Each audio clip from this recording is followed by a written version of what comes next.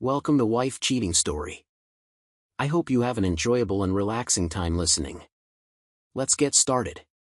You don't understand, Amy, Audrey's voice cracked through the sterile hospital air. I did it to protect us. But the memory of her mother standing silently while Jeremy's men hurled her down the stairs burned in Amy's mind. A chill coursed through Jacob as he watched his daughter face the woman she once trusted most. Protection?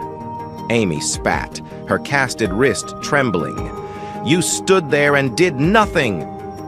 The echo of betrayal ricocheted through the room, leaving Jacob gripping the edges of his fury. The storm wasn't over, and the real question remained, how far would justice go to expose the truth? Before we dive into the full story, let us know in the comments where you're watching from. And if you're enjoying this tale, don't forget to subscribe and tap the notification bell so you never miss any of our upcoming stories. Chapter 1. Jacob Miller stood in his tidy kitchen in Arlington, Virginia, feeling the morning's tension build like a low hum in his chest. He was used to discipline. Former CIA operatives didn't easily abandon the old habits, but the swirl of thoughts in his head made him inadvertently burn the coffee. A bitter charcoal smell wafted toward him the moment he snapped out of his daze. He stared at the smoking coffee maker and muttered under his breath, "Focus, Jake." Something was off. His routine never wavered. 5:30 a.m. sharp, a cup of coffee, a quick read of the news, then a brief workout before heading to Miller Defense Industries, the weapons components manufacturing firm he'd founded after leaving the CIA. Today, though, his mind was spinning with a major Pentagon contract negotiation set for next week. If this deal panned out, it would elevate his company to a new tier of defense contractors. Competition was fierce, stakes were high. But an uneasy feeling tugged at him, as though the upcoming negotiation was only half of the reason he felt so unsettled. In the past few weeks, Jacob had sensed something amiss at home. Subtle changes, a creaking floor upstairs after midnight, the way his wife Audrey avoided eye contact some mornings. And there was that odd tension from his daughter Amy, like she'd been on the cusp of confiding in him, only to clamp shut whenever her mother appeared. Even so, Jacob never thought betrayal would strike him from the inside. It was an almost laughable notion. He was ex-CIA, for crying out loud. He excelled at reading signals, intercepting threats, anticipating double-crosses. The irony would burn deep if something truly lurked under his own roof. He tossed the scorched coffee grounds into the trash, then checked the time on his phone. 6:15 a.m. He'd have to settle for a simple glass of water and a granola bar on his way out. That's when the phone in his hand rang, a number flashing across the screen he didn't recognize. Usually, he'd ignore unknown calls at this hour. But on a hunch, he answered, voice curt. "Jacob Miller." An unfamiliar female voice responded, clinical and tense. "Mr. Miller, this is Memorial Hospital. We have your daughter, Amy Miller, in our emergency department. She arrived by ambulance following an assault."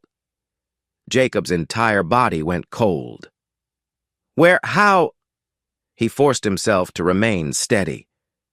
"Is she conscious?"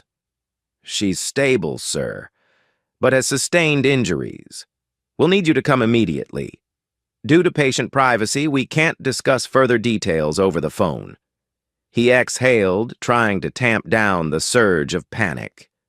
"I'll be there in 10 minutes. Jacob hung up, yanked on his jacket, and rushed out without so much as locking the door behind him.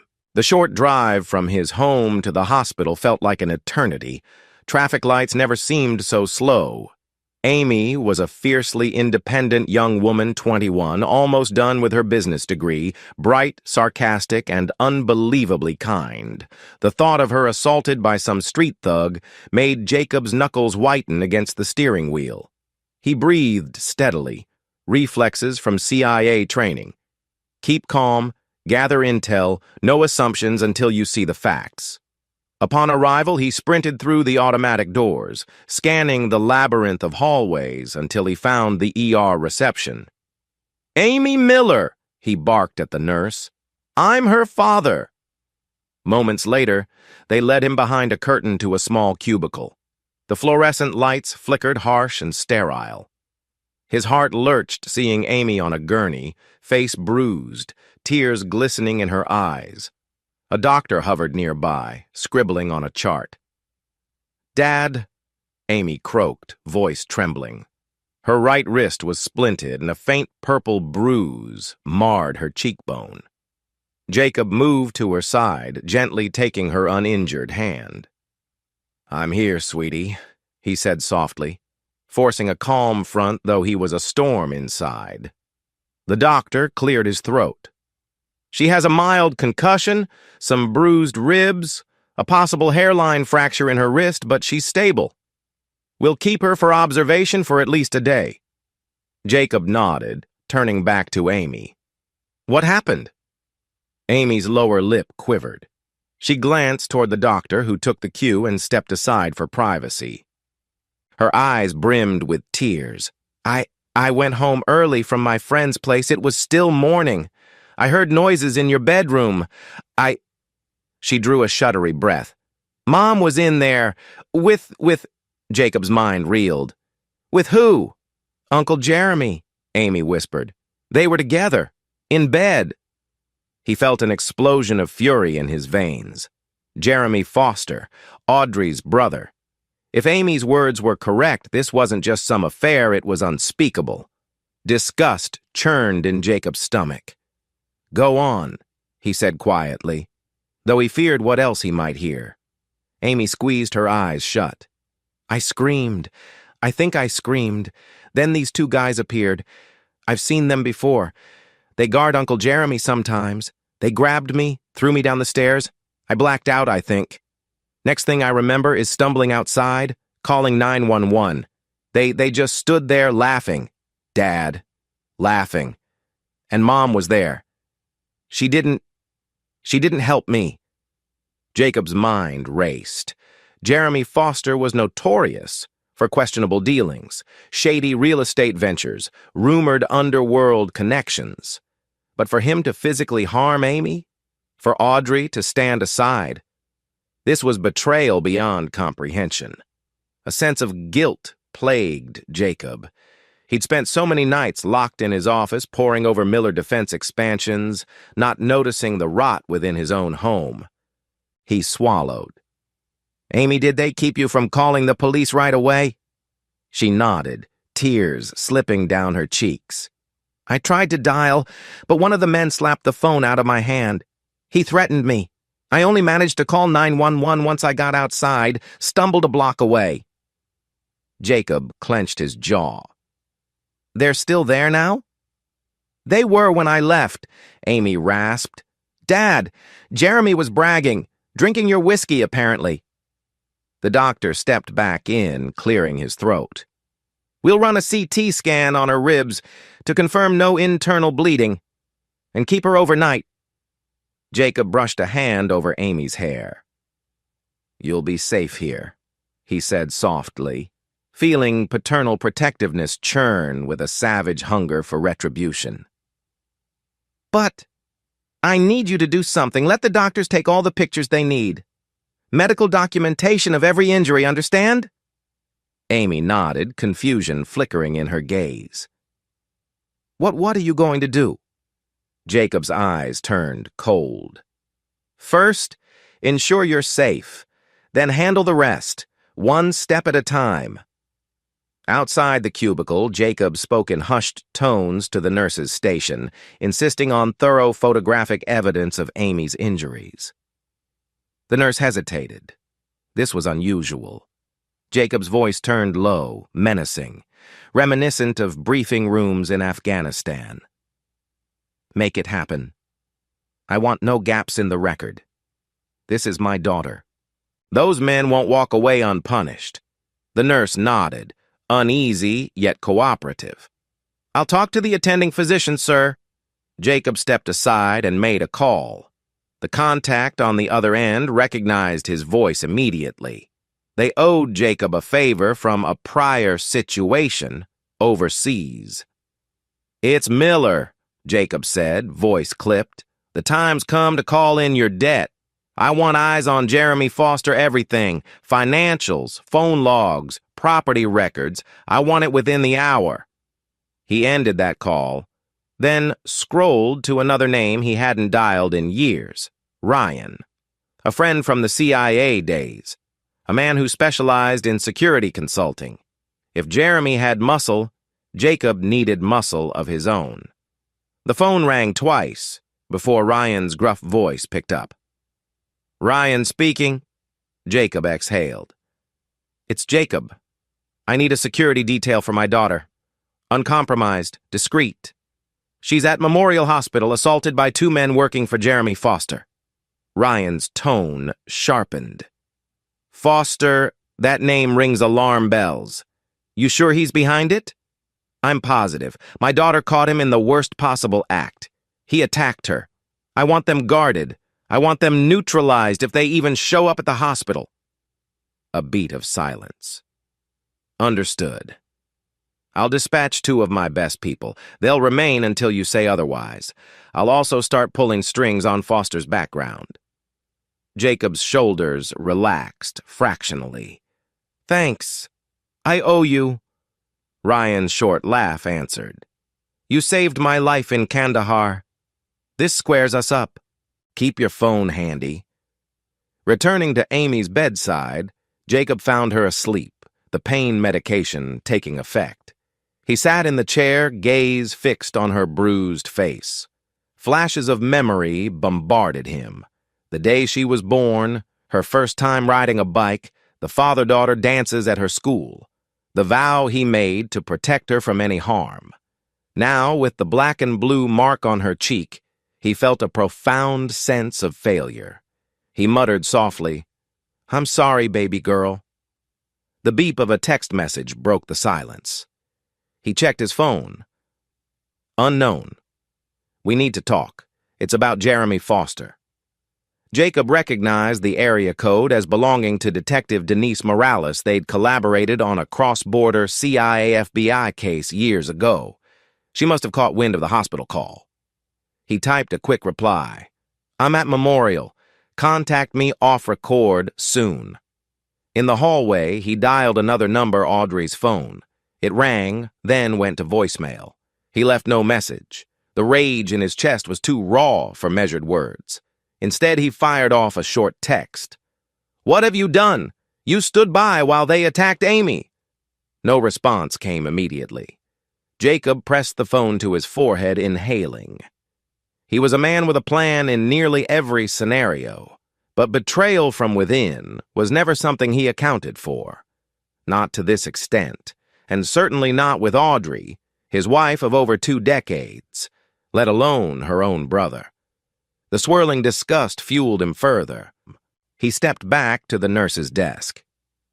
"Until I return, 2 security professionals will arrive for my daughter. Authorize them access." The nurse nodded nervously. Then Jacob quietly left the hospital to do what he did best: gather intel and confront the danger head-on.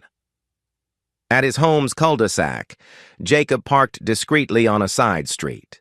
2 large black SUVs with tinted windows sat in his driveway, an incongruous sight in the well-kept suburban neighborhood. It reeked of amateur intimidation. He approached on foot, moving around neighbors' hedges, using the darkness as cover. The front door stood ajar, dull bass notes pumping from the living room. Cigar smoke. Maybe cigarette either way. Someone was violating the no-smoking rule in his house. The audacity. He bristled. In the CIA, he'd taught infiltration classes. Now, ironically, he'd infiltrate his own property. He slipped in through a side door that opened into the laundry room. The place smelled of stale alcohol and tobacco. He paused near the hallway men's voices, loud and mocking, and Audrey's voice, slurred, harsh. Jacob's chest constricted. 23 years of marriage undone in one vile moment? He edged closer to the living room. The overhead lights glowed, revealing Jeremy leaning casually against the couch, a half-empty bottle of top-shelf whiskey in hand. Audrey sprawled next to him, blouse unbuttoned too far. Two men in cheap suits stood by the wall, each nursing a beer. They wore smirks of self-satisfaction. One had a bruised knuckle, likely from hurting Amy. Jacob stepped forward. "Get out of my house!" The room froze. The music continued, though, a pulsing, invasive backdrop. Jeremy's grin faded, replaced by a flicker of fear. Audrey's glass slipped from her fingers. Oh, God, Jake, I can explain." Jacob cut her off, calm fury in his voice. 10 seconds to get out. Then I start removing you." One bodyguard smirked, stepping toward Jacob. "Listen, buddy." Jacob sprang into action. He struck the man's throat with a knife-hand blow, following with a knee to the solar plexus. The guard collapsed, gasping. The second guard went for a gun. Jacob twisted the guard's wrist, snapping bone, then slammed him face-first into the wall. 10 seconds, indeed. Jeremy stared wide-eyed, stumbling backward. "Jacob, wait! Let's be reason!" Jacob advanced, grabbing Jeremy by the collar.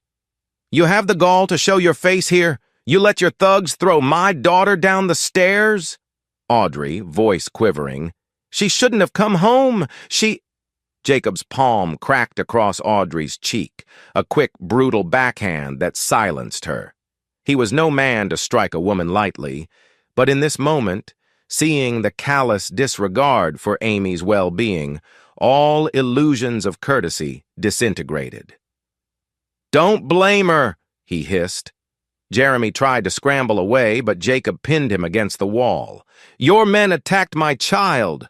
That was your first mistake. Believing you'd get away with it, that was your second."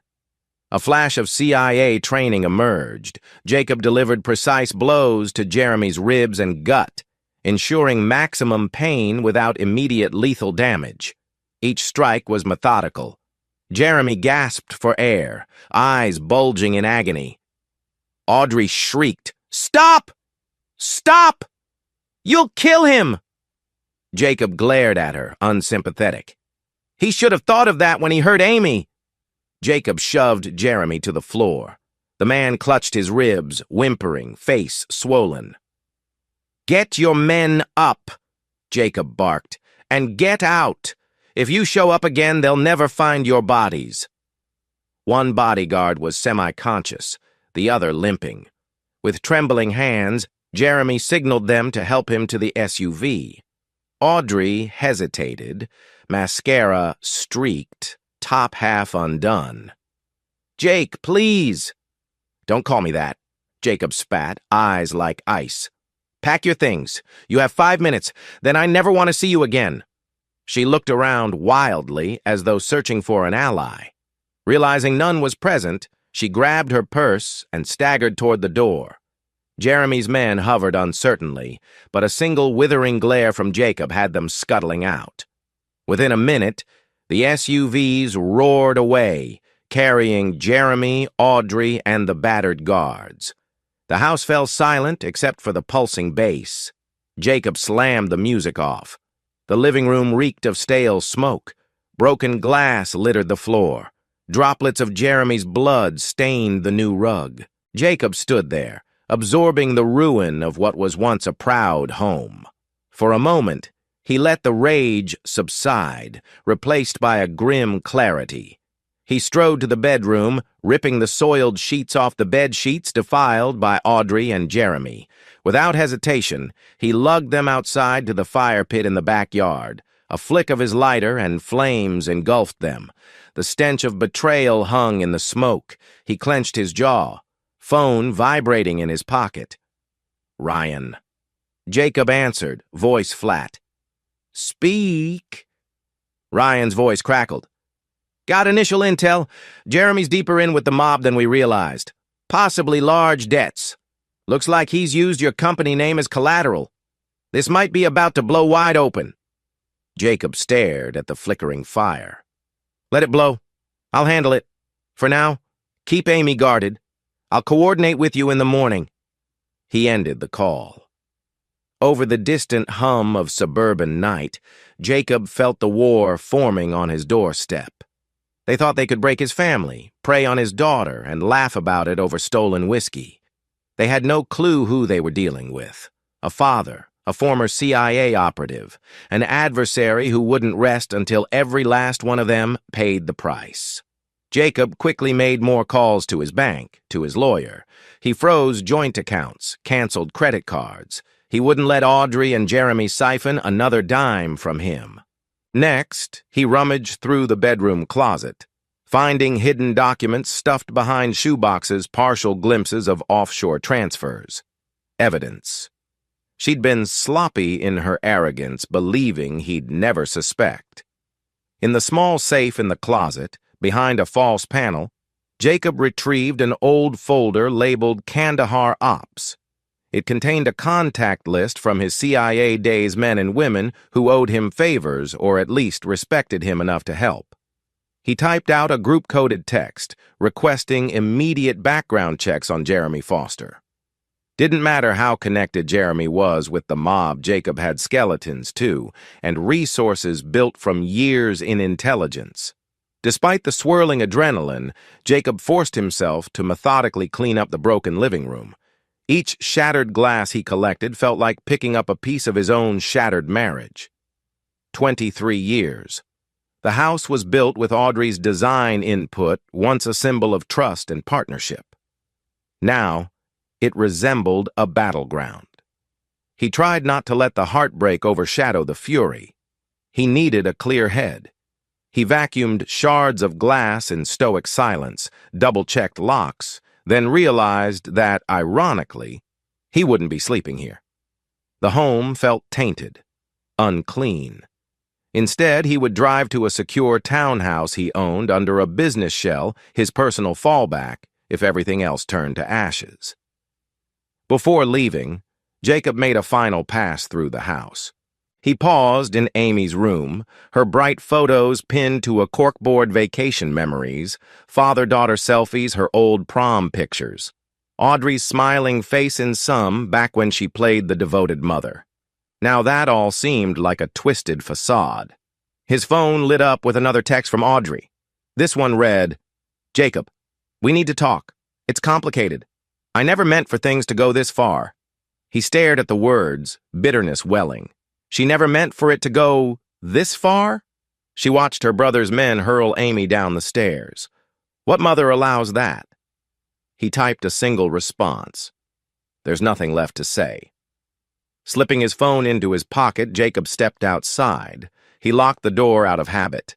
The moonlight bathed the quiet suburban street, a stark contrast to the raging storm in his heart. He drove away, the headlights cutting through darkness, forging a path for the revenge and justice that would soon unfold. Chapter 2. Jacob pulled into the underground parking garage of an upscale apartment complex in downtown Arlington. This was a property he acquired years back under a corporate shell, originally used to host foreign clients visiting Miller Defense. It was also his bolt hole, if ever he needed to vanish quickly. Now, ironically, it served as his refuge from betrayal in his own home, the hush of concrete walls pressed around him as he stepped out of his car. The flicker of fluorescent lights and the faint smell of car exhaust were strangely comforting reminders of clandestine stakeouts he used to run as a CIA operative. He was no stranger to dark corners and hidden sanctuaries. Once inside the secure elevator, he paused on the 12th floor. A keypad by the private entrance recognized his passcode, granting access to a modern two-bedroom apartment. Sparse furniture, neutral colors, and top-off-the-line security systems greeted him, each aspect chosen with deliberate care. He shut the door, locked it, and placed a wedge of steel behind it. This was standard procedure for him in any safe house. He flicked on a single lamp. The living room was tidy, if impersonal. He set his phone on the kitchen counter. A beep indicated a new text from Ryan. Arrived at Memorial. Amy's secure. 2 of my men, Acevedo and Briggs, are with her. She's resting. No sign of trouble.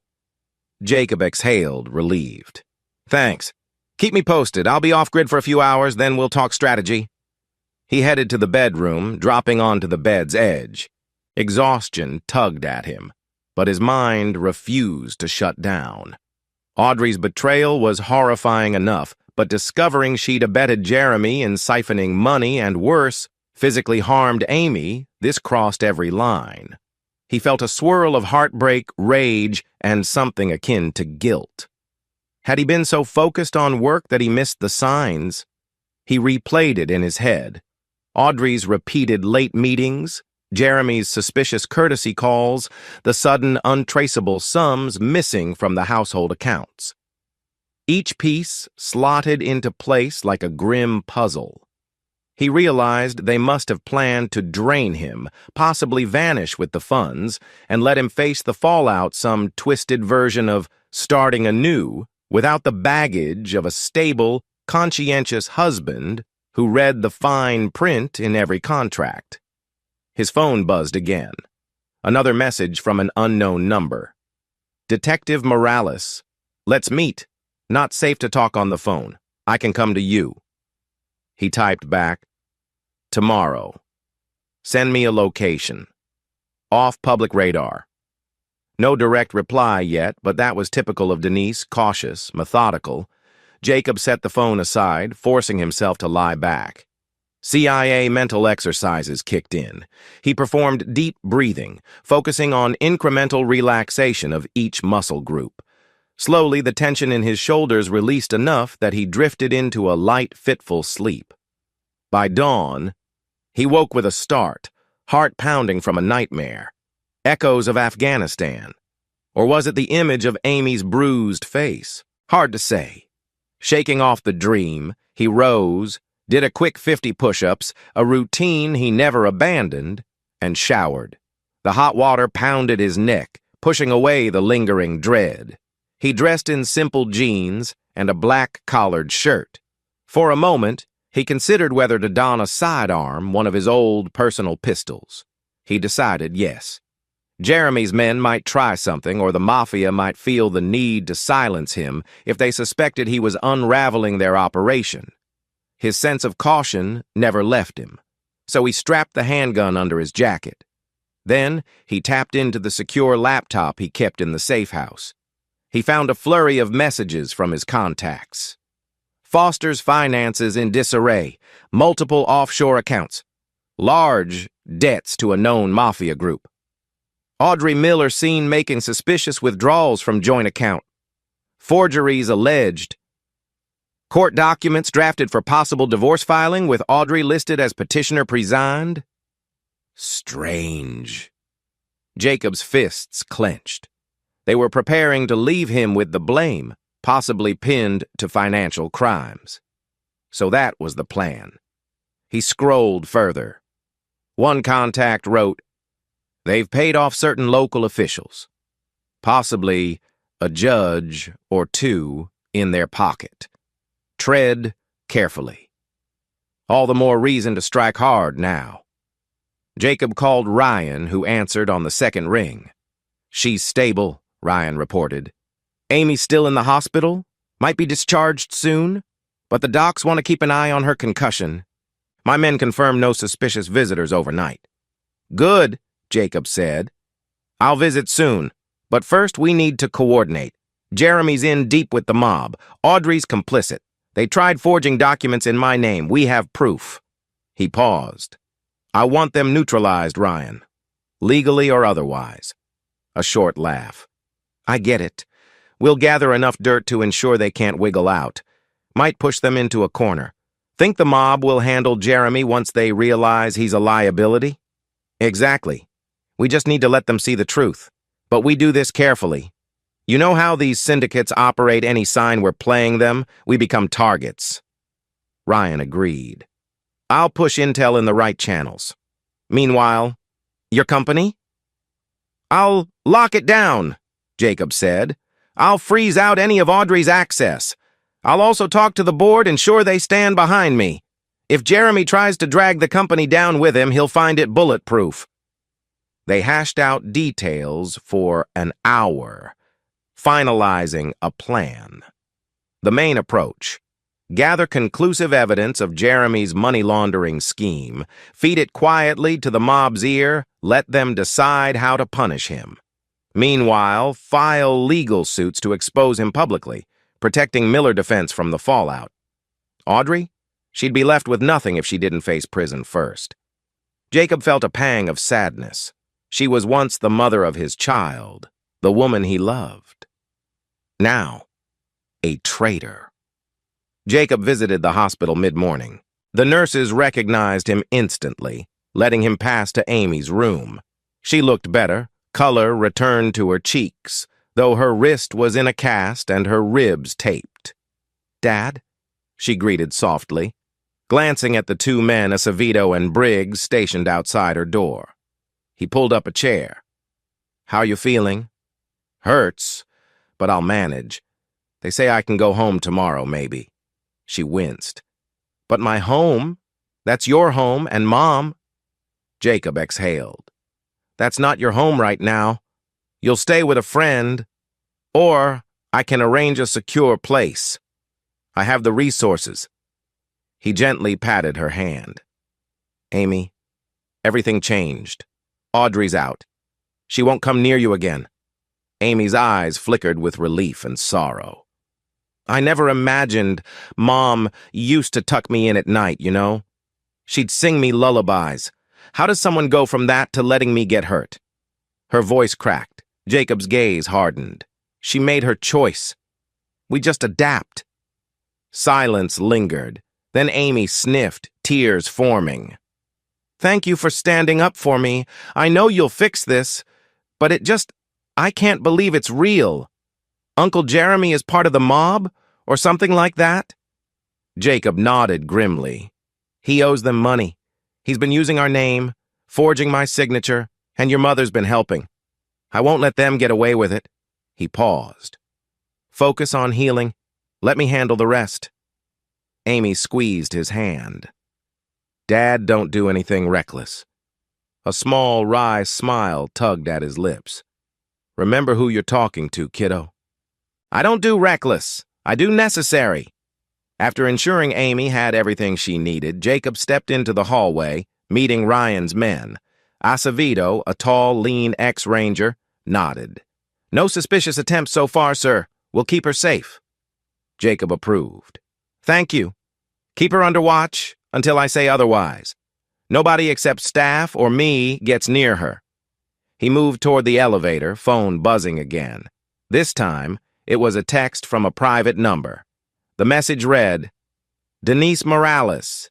Meet me at 2 p.m., parking level C, Redwood Mall. Come alone." Jacob's lips pressed into a tight line.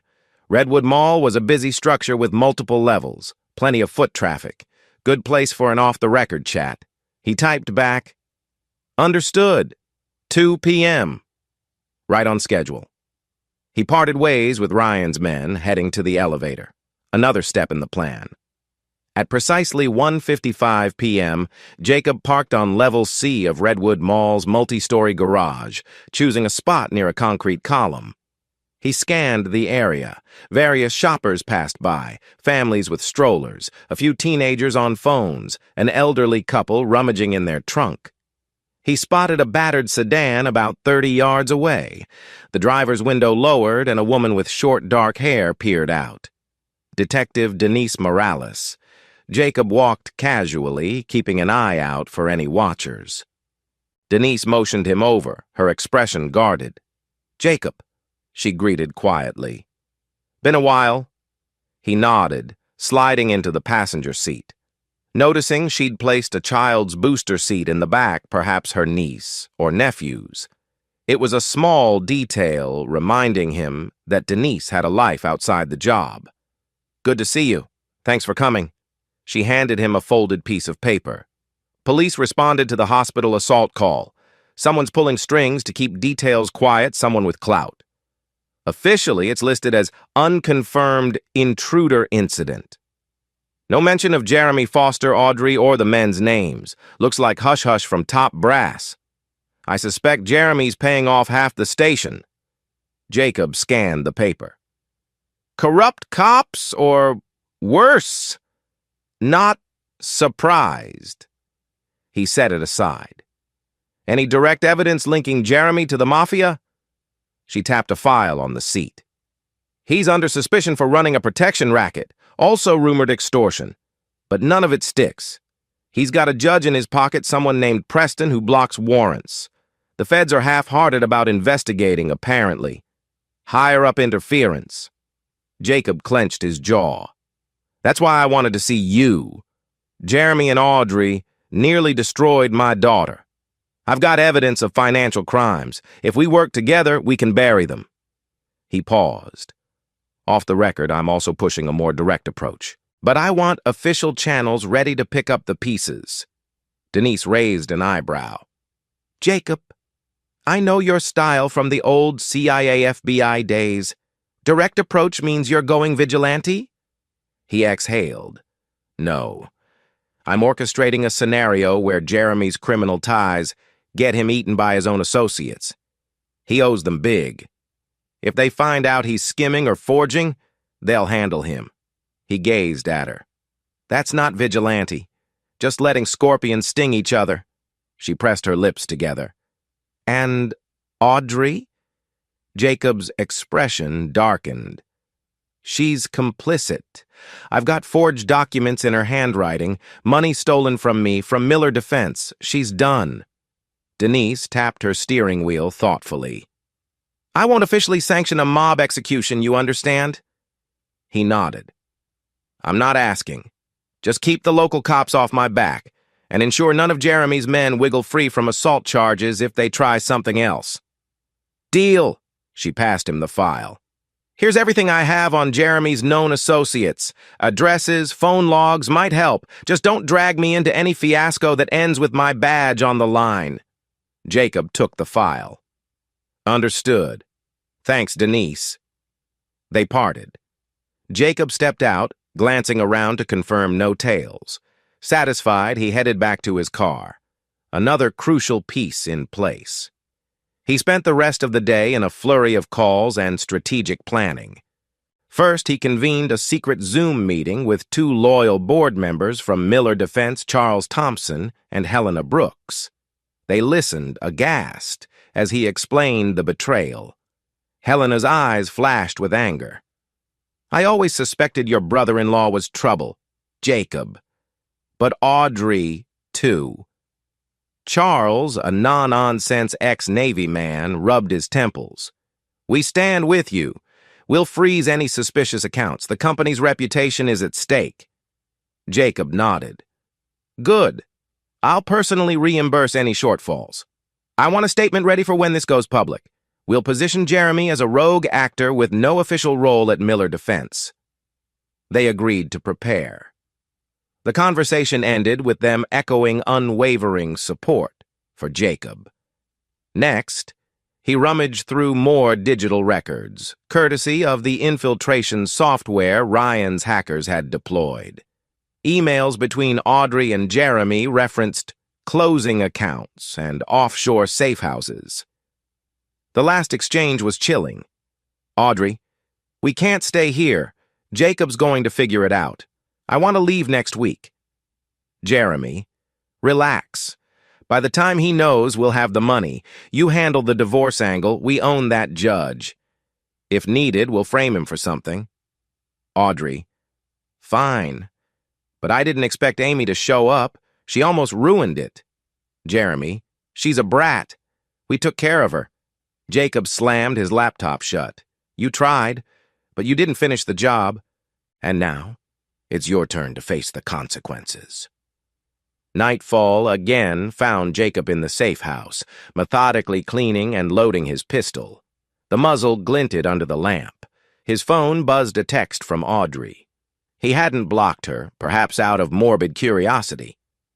Audrey, 9:12 p.m. Jacob, I'm at a motel. I have nowhere to go. You have to understand, it's not what you think. Jeremy forced me. He threatened me. I had no choice. Please believe me. He read it twice, rage simmering. She was rewriting history. No mention of the evidence of her forging signatures. No mention of the texts about leaving with Jeremy. He typed a response, short and merciless.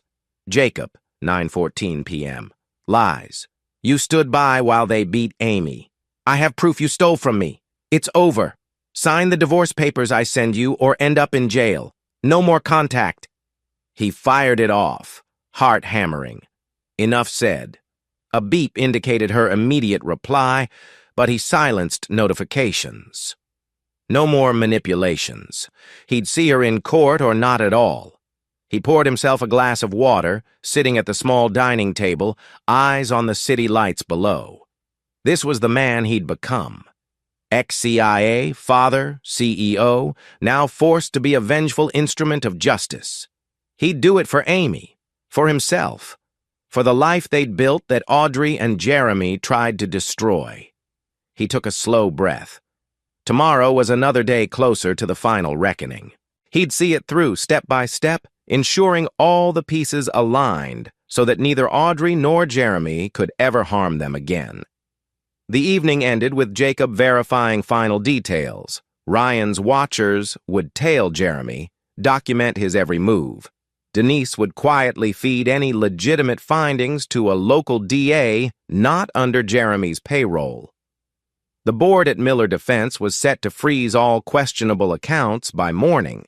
Anonymous tips would soon filter to the mob, revealing Jeremy's double dealings. It was almost elegant, in a ruthless sense. Jacob closed his eyes, allowing a tiny flicker of grim satisfaction. A father protecting his child, a man defending his legacy. The CIA taught him that sometimes you don't need to fire the gun. You just ensure your enemies stand in front of someone else's firing line. And that line was forming for Jeremy Foster. Tomorrow, Jacob would ignite the final fuse. Chapter 3. Jacob awoke at dawn, performed a short workout, and sipped black coffee in the safe house's kitchen. The timeline was set. Miller Defense would sever any ties to Jeremy publicly today, and each fragment of evidence would trickle into the right hands. By evening, Jeremy's empire of lies would begin to crumble. Possibly the mob would corner him within days. At best, Audrey might try to run. So be it. She had nowhere safe to hide from both the law and the criminals she'd conspired with.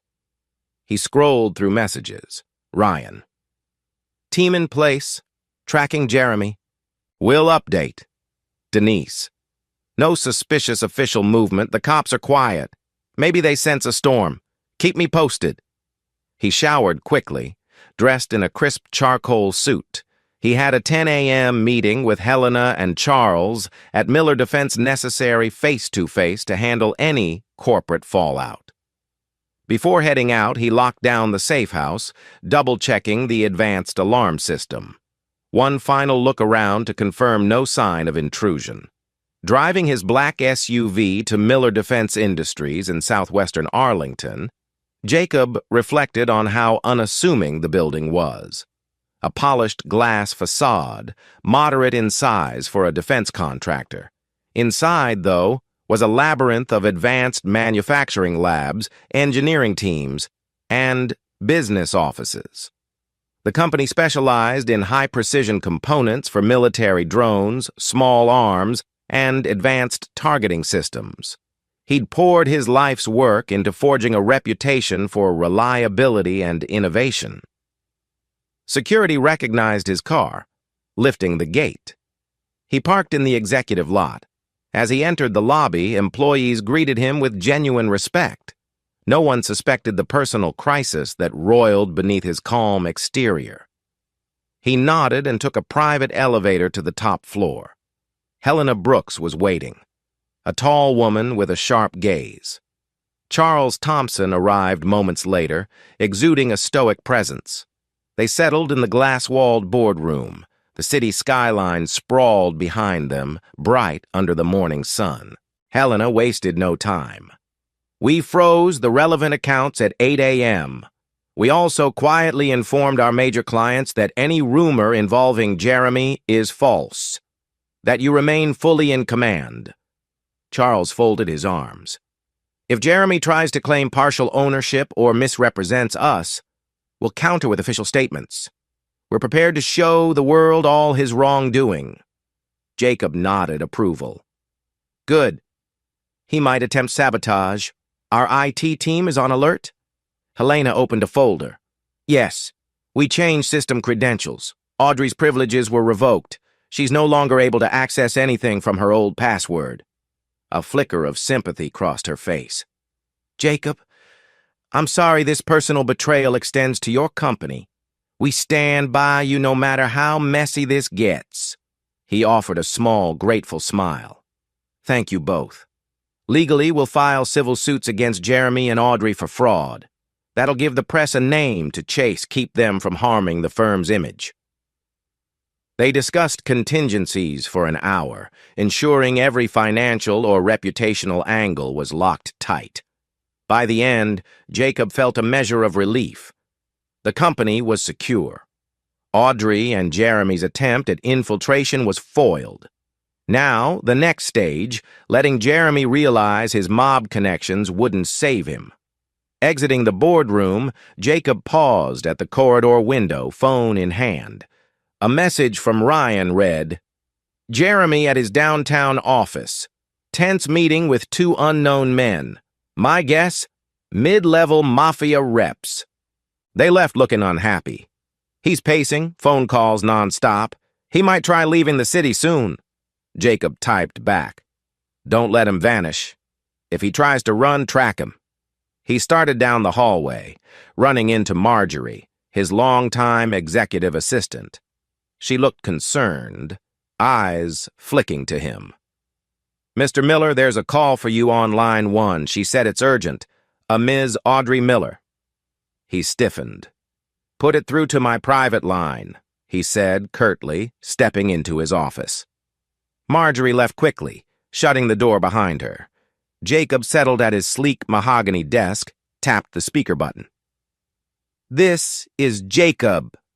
Audrey's voice crackled through.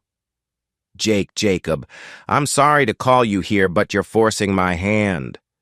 Why did you freeze all our accounts? Because you don't deserve them, he said coldly. You'll sign the divorce settlement. You'll walk away with nothing or face prison. Simple, she sputtered. I have no place to live. Jeremy's going crazy. He's telling me we need more money. He says you're sabotaging us. Jacob almost laughed. You're surprised I won't hand you more money? After you attacked Amy and stole from me? Delusional. Her tone rose in desperation. I never wanted this for Amy. Jeremy threatened me. You know how he can be. Just please help me. We can fix us, can't we? Don't punish me for his crimes. His hand clenched. You're a liar. There's evidence you two planned this for months. Don't pretend innocence now. She tried again, voice wavering. Jake, I'm your wife. He cut her off. Not anymore. He tapped the phone, ending the call. For a moment, he stared at the silent receiver, feeling a flicker of sorrow. But he crushed it. She'd sealed her fate. A quiet knock sounded.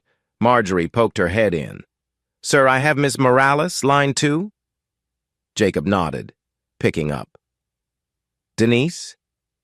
Jacob, sorry to bother you again, Denise said. I've got internal chatter from the precinct.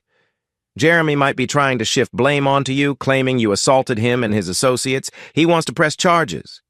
But, so far, no official complaint. Jacob smirked darkly. He knows that if the police come after me, I've got more than enough to bury him. Let him try. Just be aware. If he files a complaint, there might be an arrest warrant or a summons. I'll keep you informed. Appreciate it, Denise. He paused, thinking of a cunning move. If he dares to push that angle, I'll release the video from my home security cameras caught everything from the moment they attacked Amy. That should quiet him. Denise let out a short laugh. That's quite a hammer. Good luck. He hung up, checking the time, nearly noon. Another day, another round of tension. He decided to keep the forward momentum. Grabbing a quick sandwich from the executive lounge, he retreated to his office, scanning more data from Ryan's surveillance. This was the calm before the storm, and he'd use it wisely. By mid-afternoon, the quiet unraveling of Jeremy Foster's world intensified. Ryan's updates came every hour, 1 p.m. Jeremy left his office driving to a mid-range restaurant, met with a tough-looking man. The meeting ended with raised voices, the man storming out. 2 p.m. Jeremy phoned Audrey repeatedly, left furious messages. 3 p.m. Jeremy retreated to a property he'd been using as a hidden base. Fewer sightings, but tension soared. At 3:30 p.m., Jacob stepped away from the ongoing board tasks, calling Ryan.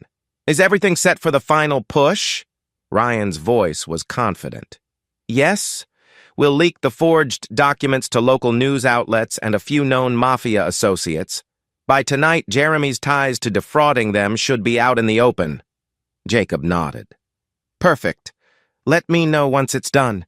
Keep eyes on him. If he tries something desperate, stop him." "Will do," Ryan assured, then ended the call.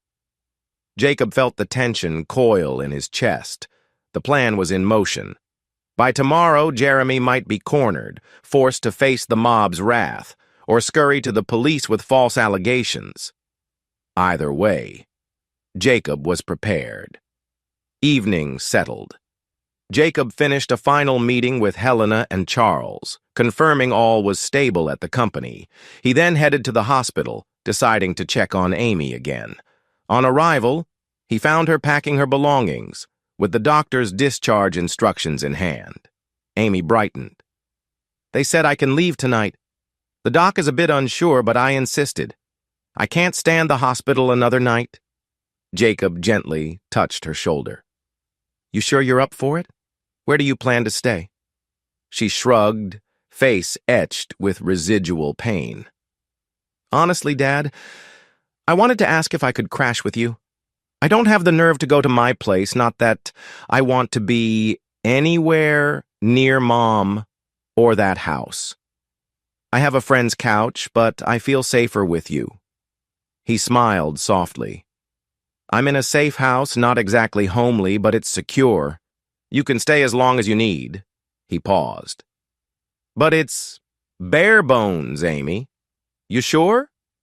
Amy's eyes flashed with determination. "If it means I'm safe from them, yes," he nodded. "Then let's go." They departed with Ryan's men following close in a separate vehicle. The drive was quiet, save for Amy occasionally wincing at her bruised ribs. She asked in a small voice, "Dad, you won't do anything dangerous, right?" Jacob inhaled. "Dangerous is relative.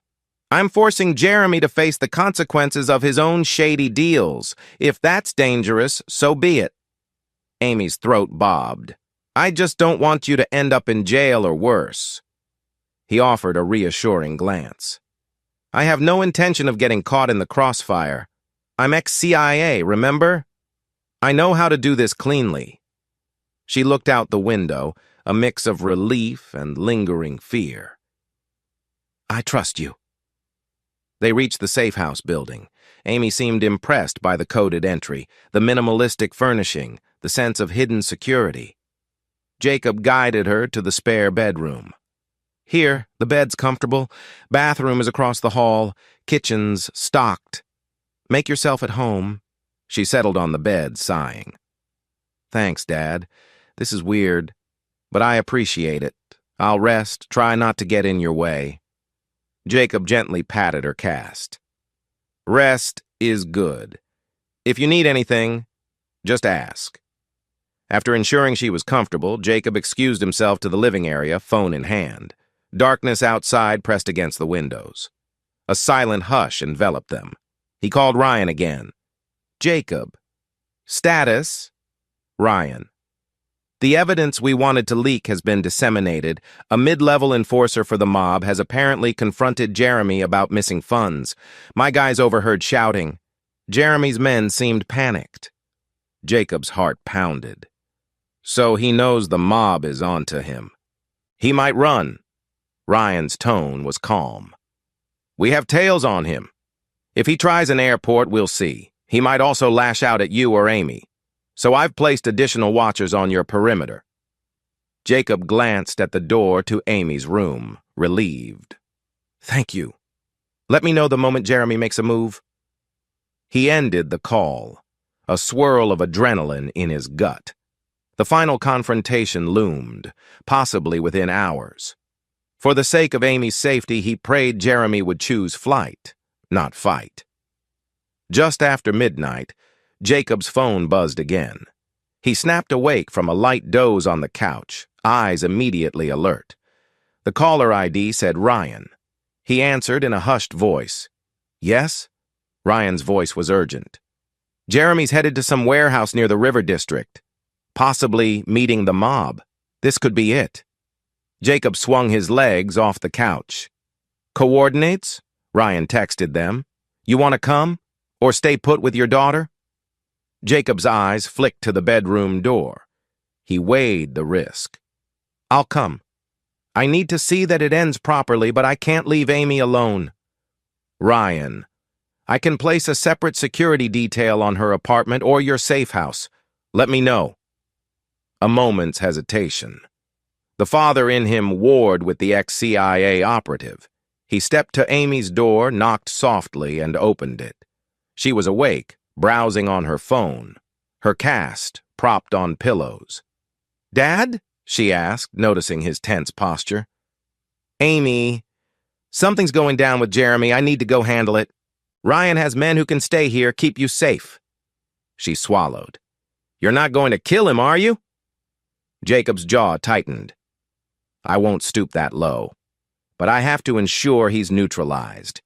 Will you be okay if I'm gone a few hours? She nodded, though anxiety shone in her eyes. Yes, I understand. Please be safe. He gently kissed her forehead. Lock the door after I leave and open it only for Ryan's men. I'll return soon. Jacob armed himself with a discreet shoulder holster, slid into his SUV as two of Ryan's security vehicles arrived to watch over the safe house. He drove into the night, heading for the warehouse near the river, a place known for shady dealings, abandoned docks. He felt a simmer of fury and anticipation. The final confrontation was near. Jeremy thought he could cheat the mob, cheat him, and walk away unscathed. Let him learn the fatal error of betraying Jacob Miller's family. In the faint glow of street lamps, the city's edges grew desolate. Warehouses loomed like silent monoliths. Jacob parked a block away, slipping into the shadows. Ahead, he glimpsed black SUVs. Ryan's figure emerged from behind a shipping container, nodding in greeting. They approached the warehouse stealthily, ready to watch the scene unfold. If Jeremy's men tried to ambush them, or if the mob threatened more than just Jeremy, Jacob was prepared. He had angles covered. No illusions left. This was war, and war was something he knew intimately. The night air was cool against his face. He set his jaw, inhaling. Soon Jeremy Foster would face retribution, and Audrey's complicity would lead her to ruin. Then maybe Amy could heal without fear, and Jacob could move forward forever changed, but victorious in protecting his child. They positioned themselves near a broken window, listening intently to raised voices inside. The confrontation had begun. Jacob exhaled, steadying the adrenaline in his veins, heart pounding with a savage sense of righteous purpose. Chapter 4. A cold hush enveloped the warehouse district, the air tinged with the odor of stale river water and rusted metal. Jacob and Ryan crouched behind a stack of abandoned crates, peering through a grime-streaked window into the dimly lit interior. Jeremy's voice echoed, laced with desperation. I can get the money, I just need more time. 3 silhouettes faced him, mob enforcers, each brandishing the casual arrogance of men used to intimidation. Their ringleader, a thick-set man with slicked-back hair, sneered. "We gave you weeks, Foster. You said you'd deliver. Now we find you're forging accounts, pocketing some of our protection fees." Jeremy stumbled backward. "That's a lie. Someone's framing me. My sister and we had funds, but—" One of the enforcers spat on the ground. "Spare me! We know your sister's not just your sister, huh?" "Disgusting." The man grimaced, eyeing Jeremy with contempt. "You might be deeper in trouble than we thought." Jacob's stomach clenched in revulsion at hearing the enforcer's insinuation. This entire twisted scenario, Jeremy's affair with Audrey, their crimes, he was witnessing the rightful consequences as the mob closed in. Jeremy raised shaking hands. "Look, let's talk business. I can fix this. I have documents from Jacob Miller he owes me. He can pay. He's ex-CIA, but I can handle him." The ringleader's laugh was scornful. "We know he's ex-CIA, that's no small matter, and rumor says he's shutting you down. If you can't deliver, your debt is worthless." Ryan shot Jacob a sidelong glance, eyebrows lifted as if to say, "Ready for this to blow up?" Jacob nodded, lips pressed tight. Let the mob handle Jeremy. They only needed to ensure no one else got hurt. Inside, Jeremy's pleas grew frantic. "Please, just give me a week. I'll get the money. Audrey she's meeting me soon. We have hidden accounts." The heavy enforcer stepped forward, seizing Jeremy by the collar. "Stop lying. We've seen the news. Everyone's talking about how you scammed your own brother-in-law's business. You think we're blind? We know you're short and you're stalling. That doesn't end well for you." Jacob watched with grim satisfaction, but also caution. If the mob decided to shoot Jeremy right now, it might be too direct. Their plan was to drive Jeremy to panic, not to witness an execution. Yet, if that's the route Jeremy had chosen, so be it. Ryan's phone vibrated in silent mode. He glanced at the screen, mouth tightening. Leaning close to Jacob, he whispered, "Audrey's out front in a separate car. She just pulled up. My guys see her. She's going in unarmed, presumably to save Jeremy." Jacob's jaw clenched. This complicated matters. He didn't want Audrey to get shot in crossfire. She might deserve to face the law, but not a summary execution by mobsters. He exhaled. "We can't let them both die in there. We want them legally destroyed, not murdered in a back alley." Ryan nodded. "So we intervene if the guns come out." "Understood." Moments later, the warehouse's side door screeched open. Audrey appeared, looking disheveled, face drawn with fear. She stepped into the dim light, scanning for Jeremy. One enforcer turned, barking, "Who the hell is this?" Jeremy's eyes flared with relief. "Audrey, thank God. Tell them we can pay. Show them the data." Audrey swallowed, rummaging a flash drive from her purse. She trembled under the ringleader's glare. I have the offshore details. We can get you the money next week if we unfreeze, if Jacob cooperates." Her voice was shaky, but still hopeful. Jacob stifled a derisive snort. They still believed they could coerce him. Fools. He was about to move, but Ryan placed a hand on his shoulder in caution. "Wait, let's see if they turn on each other first." The ringleader eyed Audrey coldly. "So, you want us to threaten your ex so he releases the funds? That's your plan?"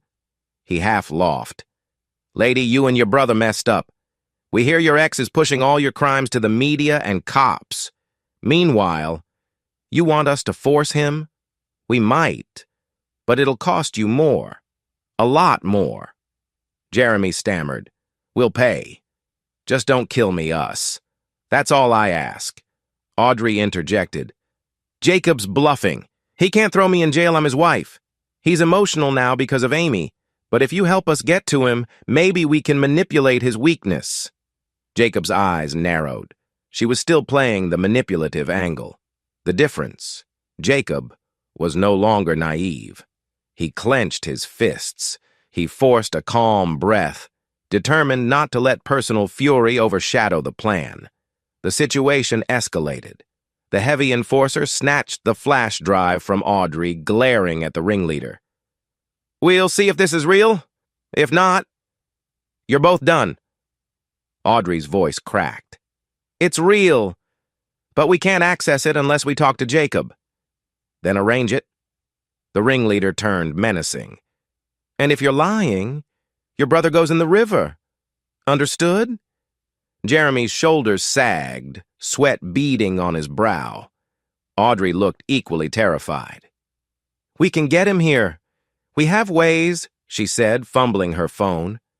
At that, Jacob's rage spiked. They planned to lure him into a trap, hoping the mob would coerce him.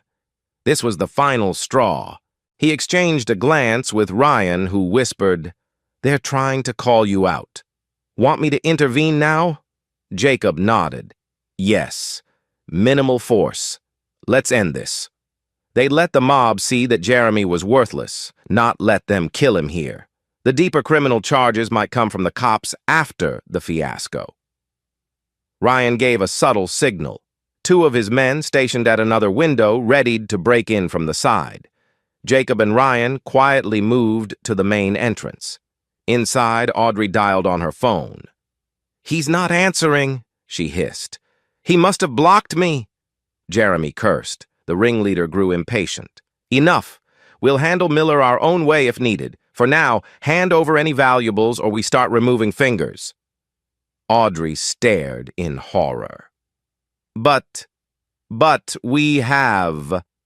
A sudden clang reverberated as Ryan's men forced a side door open, guns drawn. "Don't move!" one of them barked. The mob enforcers whirled, drawing their weapons. Tension crackled in the air. The ringleader growled, "Who the hell?" Jacob stepped in from the main entrance behind them, gun raised. "Drop it! All of you!" Chaos erupted. One enforcer fired a panicked shot overhead, ricocheting off metal beams. Sparks flew. Ryan's men returned fire in controlled bursts. Jeremy dove behind a crate. Audrey screamed, ducking low. Jacob took advantage of the confusion, slipping behind a pillar for cover. A second enforcer tried to flank them, but Ryan's man pinned him down with a well-aimed shot to the shoulder. He collapsed, cursing. The ringleader, realizing he was outgunned, cursed loudly. "Retreat!" He dragged his wounded partner, hustling toward a side door, bullets from Ryan's team forcing them to keep their heads down. They managed to slip away into the darkness, presumably back to their vehicles. In the aftermath, dust and echoes of gunfire hung in the air. Jeremy cowered behind crates, hands over his head. Audrey was prone on the floor, trembling. Ryan's men advanced carefully, securing the warehouse. Jacob emerged, weapon still in hand, eyes locked on Audrey and Jeremy. He spat words like bullets. "You tried to lure me here so your mob pals could force me to release funds?" Jeremy's eyes darted wildly. "No! It wasn't like that. I... He froze as Jacob approached, muzzle pointed near his chest. Audrey rasped, tears streaming. "Jake, you have to understand we had no choice. They threatened to kill us. I just wanted us safe." Jacob's face was cold, lips curled in disgust. "Safe? You let them hurt Amy, tried to bankrupt me, and now you want to manipulate the mob to get my money." He exhaled. "You deserve every second of fear you're feeling right now." She broke into sobs. "Please, I made mistakes, but I love you. I never wanted to lose you. Jeremy threatened me." Jacob's eyebrows shot up. "Enough lies. I have your emails, your texts, forging my signature, planning to vanish with him. Threatened or not, you cooperated wholeheartedly." He locked eyes with Jeremy. "And you assaulted my daughter. That's a death sentence in my book." Jeremy quivered, backing against the crates. "Jacob, we can fix this. I can help you, I can pay you back. Just don't hand me to them." His gaze flicked toward the door where the mob retreated. Jacob snorted. "The question is, do I hand you over to the cops or the mob? Let's see." Ryan stepped up, wiping sweat from his brow. "We have to move. More mob guys might come, and the cops might be en route from the gunshots." Jacob nodded, turning to Jeremy and Audrey. "Get up." They rose shakily. Jeremy's eyes were full of dread. Audrey kept her gaze locked on Jacob, voice trembling. "Jake! If you ever loved me—" "Stop!" he snapped. "That love died when you let them throw Amy down the stairs." She sobbed quietly. Jeremy looked around as though seeking an escape route. Jacob signaled Ryan's men. "Cuff them! They're coming with us!" Audrey gasped. Where are you taking us?" Jacob's expression was steeled. "Somewhere safe. Then the authorities can handle the rest. You're done running." He gestured, and Ryan's men quickly zip-tied Jeremy's wrists, ignoring his protests. Another man cuffed Audrey, who only wept. One of Ryan's men approached Jacob. "We'd better vanish fast." "We can't hold them hostage, boss." Jacob nodded. "We won't. We'll stash them in a location for a few hours, gather the final proof, then deliver them to Detective Morales. She'll love the gift." They hustled outside. The night seemed eerily quiet.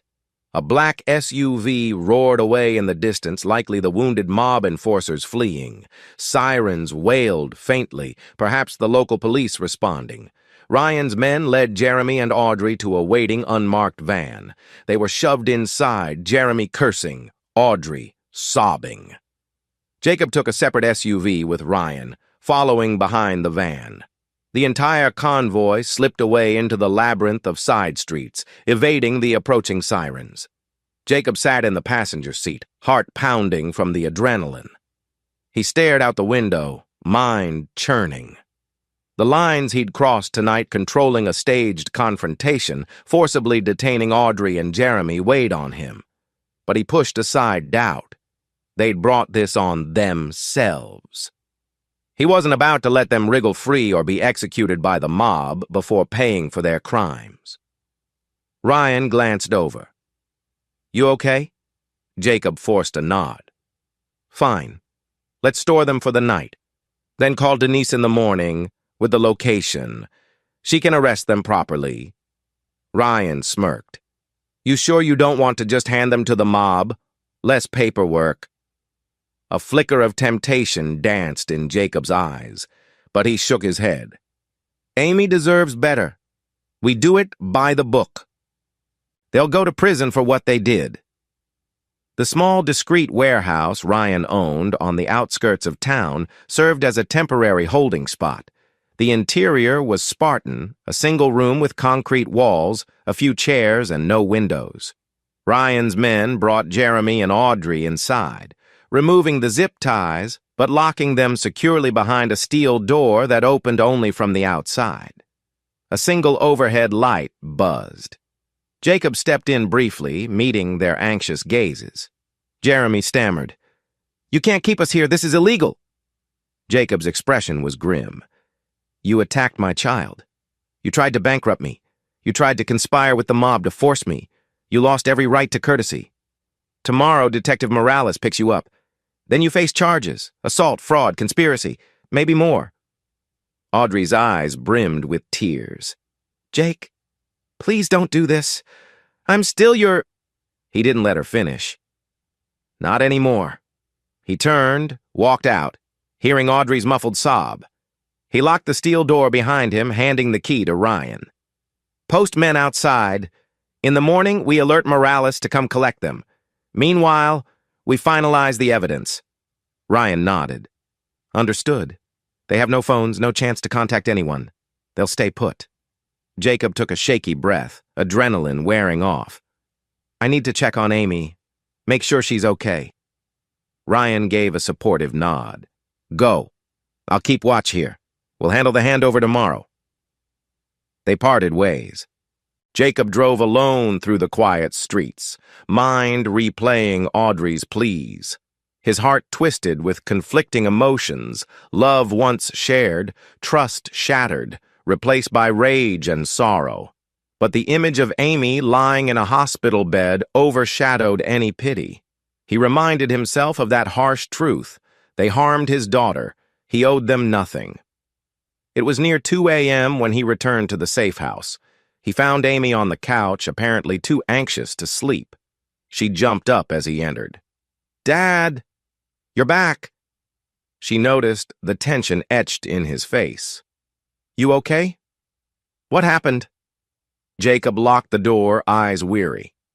"We stopped Jeremy from doing more damage. He and your mother are detained. They'll be arrested tomorrow." Amy's lips parted, mixed relief and sadness flickering. "So that's it then? They're going to jail?" Jacob nodded, sinking onto the couch beside her. "Yes. Fraud, assault, conspiracy, you name it. It's in the authorities' hands now."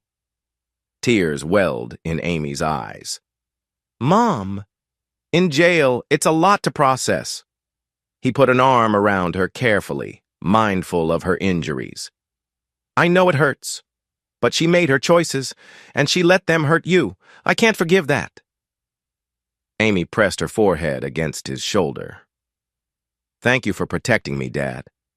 I'm sorry this is all so awful." He kissed the top of her head softly. "We'll get through it. Together. The worst is over."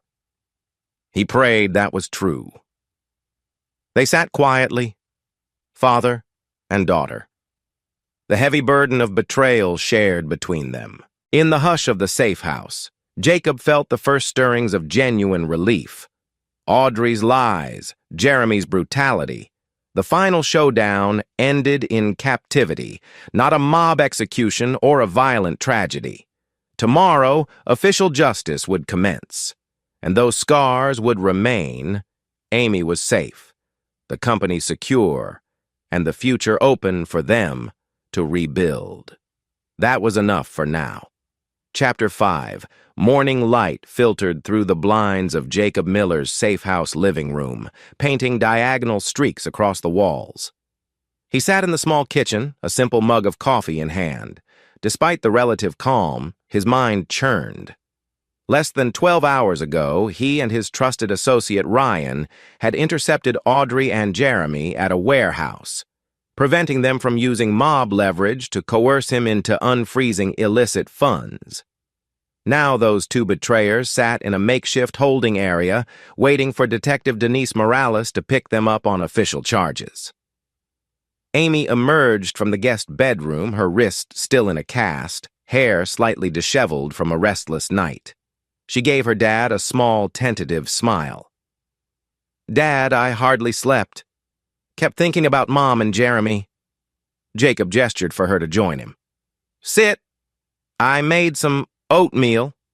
He paused, measuring his tone. "I'm guessing you feel torn about it all." Amy exhaled shakily, sitting at the table. "I do. I'm relieved they can't hurt us anymore, but it's still my mother. And she's what, locked up in some warehouse overnight?" She shook her head, eyes troubled. "I don't think I wanted that."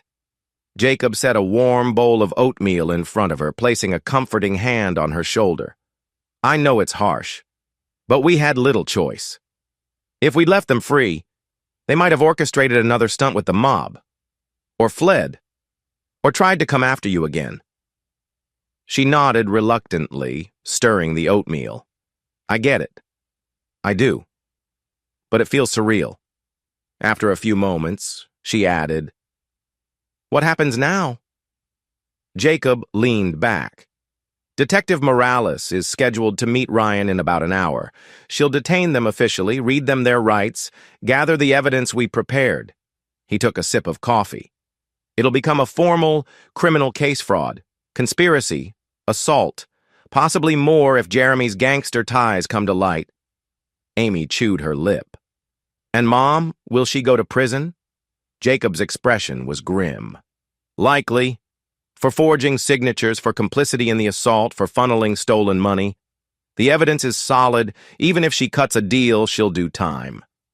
Amy looked down at her cast, eyes brimming with unshed tears. "I suppose that's justice."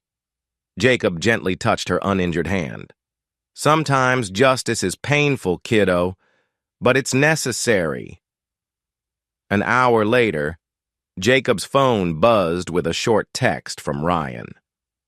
"Denise arrived. Transfer in progress." Jacob read it aloud to Amy, who swallowed hard but nodded. "It's done then?" "Not fully done," Jacob said quietly. "They're booked, but we have statements to give, depositions, a trial eventually. It could drag on for months." Amy's brows knitted in concern. "Do we have to see them face to face?" "Possibly in court, yes," he answered, "but not alone. You'll have me, and we'll have a lawyer. We'll have all the documented evidence. They can't spin their way out of it." She released a shaky breath. "I guess I just want closure, like real closure. A chance to heal." Jacob offered a gentle nod. "We will, step by step. For now, I'll handle most of the legal tangles. You focus on recovering physically and emotionally." She bit her lip, tears threatening. "Thanks, Dad." He patted her shoulder again, his tone softening. "Hey, you're stronger than you realize. We'll get through it." Later that morning, Jacob decided to check on the broader situation at Miller Defense Industries. He needed to reassure the board and staff that recent events wouldn't destabilize the company. He also wanted to ensure no hidden sabotage from Audrey. Amy insisted on tagging along. She was restless being cooped up. Jacob agreed, on the condition that Ryan's security detail follow them. "I want eyes on your safety, no matter where we go," he told her. They drove in Jacob's SUV to the Miller Defense Headquarters, the same glass mid-rise building in southwestern Arlington. Upon stepping into the lobby, the usual hustle greeted them: professionals in suits, engineers with blueprint tubes, a swirl of confident energy. Several employees recognized Jacob with respectful nods or greetings. A few gave Amy curious looks, noticing her cast. She gave small waves, but Jacob saw the flicker of unease in her eyes. She wasn't used to being the center of attention in this setting. They proceeded up the elevator to the executive floor. Helena Brooks, the board member, met them with brisk efficiency in the corridor. "Jacob? Good timing. We have a minor PR snag, some local reporter sniffing around about Jeremy Foster's connection to the firm. We've prepared a statement." Jacob gave a tight smile. "Excellent, Helena. I appreciate it." Helena nodded, then spotted Amy. "Good to see you up and about, Ms. Miller." She reached out gently to shake Amy's uninjured hand. "We've all been worried, but your father's taking every measure to keep the company stable." Amy offered a polite but subdued smile. "Thanks. I'm glad to hear everything's okay here." Helena gestured for them to follow her into a meeting room. "Let's get you up to speed." Inside the sleek conference space, Charles Thompson was already seated, flipping through papers. He stood as Jacob and Amy approached. "Welcome. Good to see you, Ms. Miller." Once everyone settled, Helena explained. "A local news blog hinted that Jeremy Foster had partial ownership or some stake in Miller Defense. We want to make it crystal clear that he never did. He was simply the wife's brother, with no official role or share." Charles tapped a document. "We drafted a press release stating that Jeremy has zero equity or operational control. We also note that Audrey Miller was never in an executive position. Her access was purely spousal perks, limited to certain staff privileges. As of last week, all ties are severed." Jacob scanned the draft. The language was formal, unequivocal. Miller Defense Industries does not, and has never recognized Jeremy Foster as an employee, stakeholder, or affiliate. Perfect. This would squash any notion that Jeremy had influence here. He nodded, passing the document to Amy, who skimmed it with a thoughtful expression. "Seems thorough," she murmured. Helena tapped her pen on the table. We're also prepared for any rumor that Audrey siphoned funds. If pressed, we'll confirm an internal investigation found a small-scale financial breach, which we reported to authorities. Simple, factual, no drama. Jacob appreciated their calm approach. That's good. Keep it minimal and factual. We don't want to drag Amy or private family matters into it, just enough transparency to protect the company. Charles cleared his throat. Agreed. Legally, we've done all we can to insulate the firm from personal scandal. We trust you'll handle the rest on your end, divorce, charges, etc. Jacob's eyes flickered with steely resolve. Yes, I will. They won't get near my company or my daughter again. The meeting concluded on a positive note. Helena and Charles left to finalize the press statement. Jacob lingered, letting out a quiet sigh. You okay, Amy? He asked, noticing her pensive look. She shrugged. Just weird, being in board meetings about Mom's wrongdoing. But I'm fine. Really? He squeezed her shoulder gently. I know it's draining. They stepped out of the conference room, and a sudden hush fell in the corridor. A cluster of employees had gathered near the receptionist's desk, and among them was a local TV reporter, mic in hand, camera operator in tow. Helena tried to usher them away, but the reporter spotted Jacob and called out, Mr. Miller, care to comment on Jeremy Foster's arrest? Rumors suggest he's your brother-in-law. Amy stiffened. Jacob placed a protective hand at her back. He turned, delivering a calm but firm tone. My board's issuing a statement. No further comment. Now, if you'll excuse me, the reporter pressed, did your wife collude with him to steal company funds? Is it true they also assaulted your daughter? Amy flinched at the direct mention of her assault. Jacob's jaw clenched. He remained measured. I have no comment on personal family matters. All relevant details will come out in court.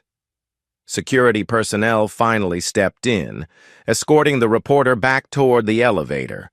The camera's red light blinked off and the tension ebbed. Amy exhaled shakily once they were gone. Dad, it's going public. Jacob nodded, eyes grim. Yes, but we'll keep it professional and controlled. Don't worry, they can't force you to speak. She gave a small, tight smile, relief mixing with the inevitable anxiety. Leaving Miller Defense, they retreated to the ground-level parking garage. Ryan's security tail discreetly followed behind. Amy sighed as they climbed into the SUV. I want to stop by my place, Dad. I need some clothes, but personal stuff. Jacob frowned slightly. I don't want you walking into that house alone. The site might still be compromised, neighbors might talk, or reporters might stake it out. She shook her head. Not the old family house? I mean my dorm-style apartment near campus. I moved out months ago to be closer to classes, remember? Mom never really visited me there. He relaxed. Right. Amy had been staying in a small off-campus apartment for her final semester, which might be safer. Okay, let's do that. We'll still have security. I'll check everything first. She gave a thankful nod. They drove across town to a modest, student-oriented complex. Amy pointed to a brick building. That's me. Apartment 4B. Jacob parked, scanning for anything suspicious, no sign of lurking reporters or shady figures. Ryan's men parked 2 cars back, watchful. All right, Jacob said. Let's grab your essentials. Inside Amy's apartment, the living room was humble, mismatched furniture, a small kitchenette. Clearly, a student's budget. She sighed with relief, stepping in. Feels weird to have left in a rush. I never expected everything else to blow up. Jacob shut the door behind them, quickly checking corners out of habit. Empty. No threats. Looks safe, he affirmed. Gather what you need. Amy moved about, collecting clothes into a duffel, plus some textbooks.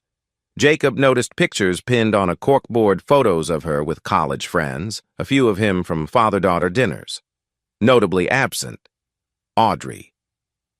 "Dad," she called from her bedroom, "could you help me reach that box on the top shelf?" He stepped in, spotting a box labeled Memories. He gently lifted it down. She peeked inside. Old birthday cards, childhood drawings, a few Polaroids.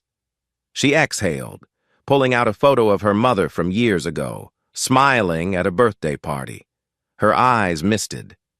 Jacob placed a supportive hand on her shoulder. "You can keep it," he said softly. "Your mother was once important to you despite what she did now." Amy bit her lip, tears escaping. "Everything changed, but I guess the past was real too. It's not easy erasing it." He offered her a gentle look. "No, it's not. You don't have to. You just move forward with the truth of now." She nodded, carefully placing the photo back in the box. They finished packing. Amy hesitated near the door. "Dad, I might want to come back here eventually once things settle.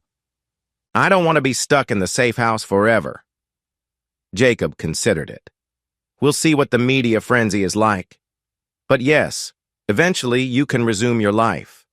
For now, it might be best to stay with me until we know the reporters lost interest." She conceded with a tired smile. "I guess so. Thanks, Dad." Exiting, they found Ryan's men still at their posts, no sign of trouble. They loaded Amy's bags into the SUV. Jacob mentally noted, the next steps might include ensuring Amy's future was secure, helping her finish college or pivoting if she wanted a break after the trauma. He asked quietly, "You still want to continue classes next semester? Or do you need time off?" She sighed, closing the SUV's trunk.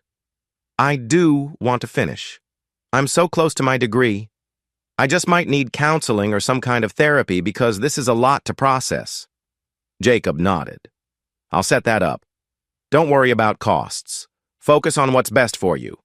She gave him a grateful nod. "Thanks."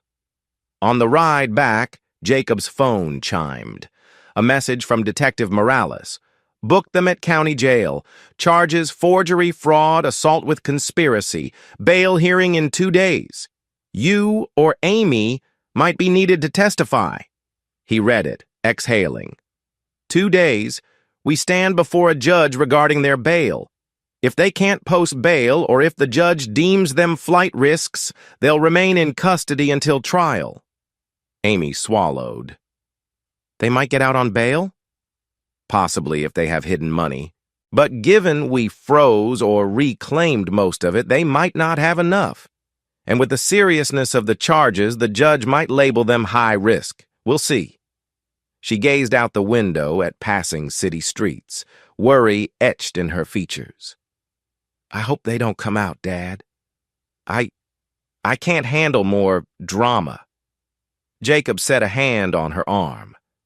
"We'll do everything to keep them locked up until the trial, Amy. Trust me." She managed a small nod, though anxiety lingered in her eyes. Upon reaching the safe house, they lugged Amy's bags inside. Jacob locked the door and triple-checked the security panel. The air felt heavy with a mixture of relief and tension, as if they'd won a major battle but still stood at the cusp of a longer war. Amy began unpacking her clothes into the spare room's closet. Jacob brewed some tea in the kitchen, then joined her. The quiet hum of the safe house's AC and the faint beep of the security system provided an odd sense of calm in the face of chaos. He thought about the upcoming bail hearing, thought about how the tabloids might sensationalize CIA CEO's cheating wife arrested, thought about how Amy would handle seeing her mother in a jail jumpsuit. But he forced those thoughts aside for now. They had each other. They had the truth. They had the means to fight back. And that was enough to face tomorrow. Chapter 6. 2 days later, the sun rose on a crisp morning in Arlington, and tension coiled like a spring in Jacob's chest. The bail hearing for Audrey Miller and Jeremy Foster was set for 10 a.m. at the county courthouse. Jacob and Amy prepared themselves for the confrontation, an unavoidable step in the legal process.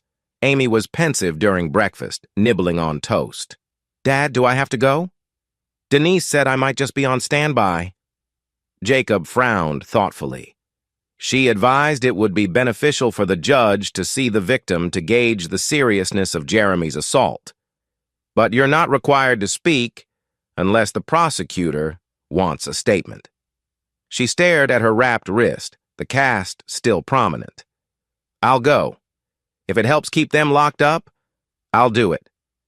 Jacob nodded with quiet pride. She was braver than she realized.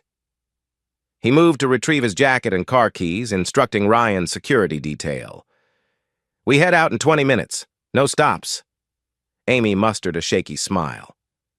"All right, let's face them."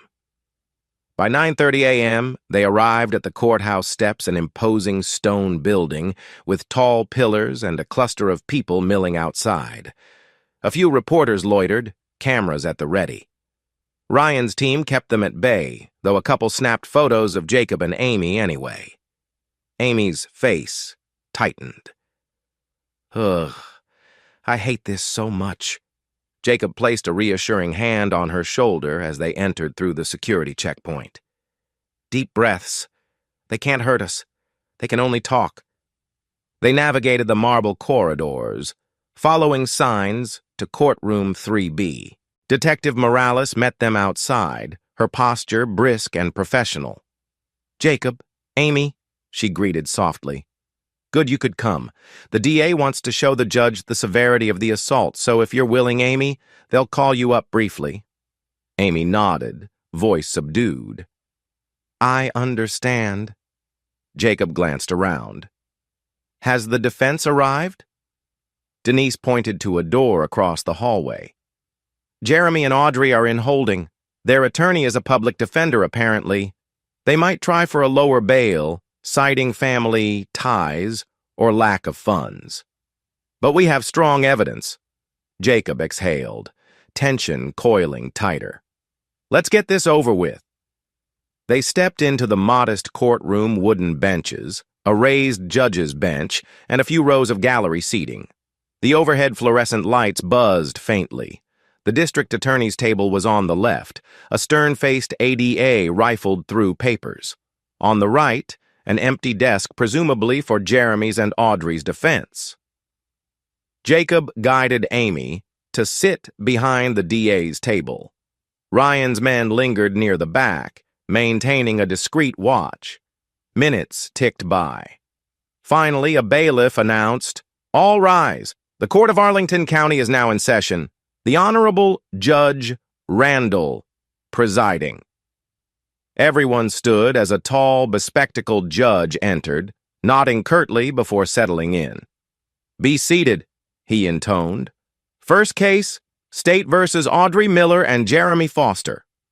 The side door opened, and two deputy sheriffs escorted Audrey and Jeremy in.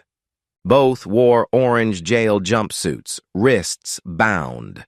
Audrey's hair was disheveled, face pale. Jeremy looked haggard, a bruise on his cheek. Amy inhaled sharply, seeing her mother's hollow gaze. Jacob placed a reassuring hand on her back, whispering, "Remember why we're here." The judge reviewed paperwork. The defense counsel, a young public defender, stood. "Your Honor, we request bail for Ms. Miller and Mr. Foster. They have strong community ties, minimal flight risk.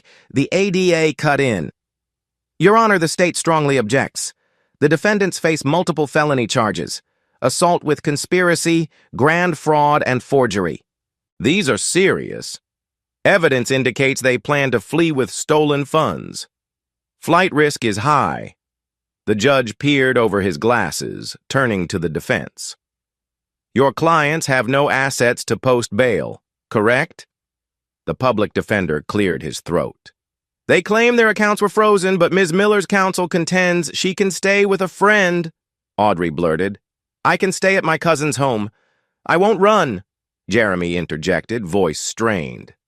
"We aren't violent criminals, sir." The assault was a misunderstanding. The ADA raised a hand.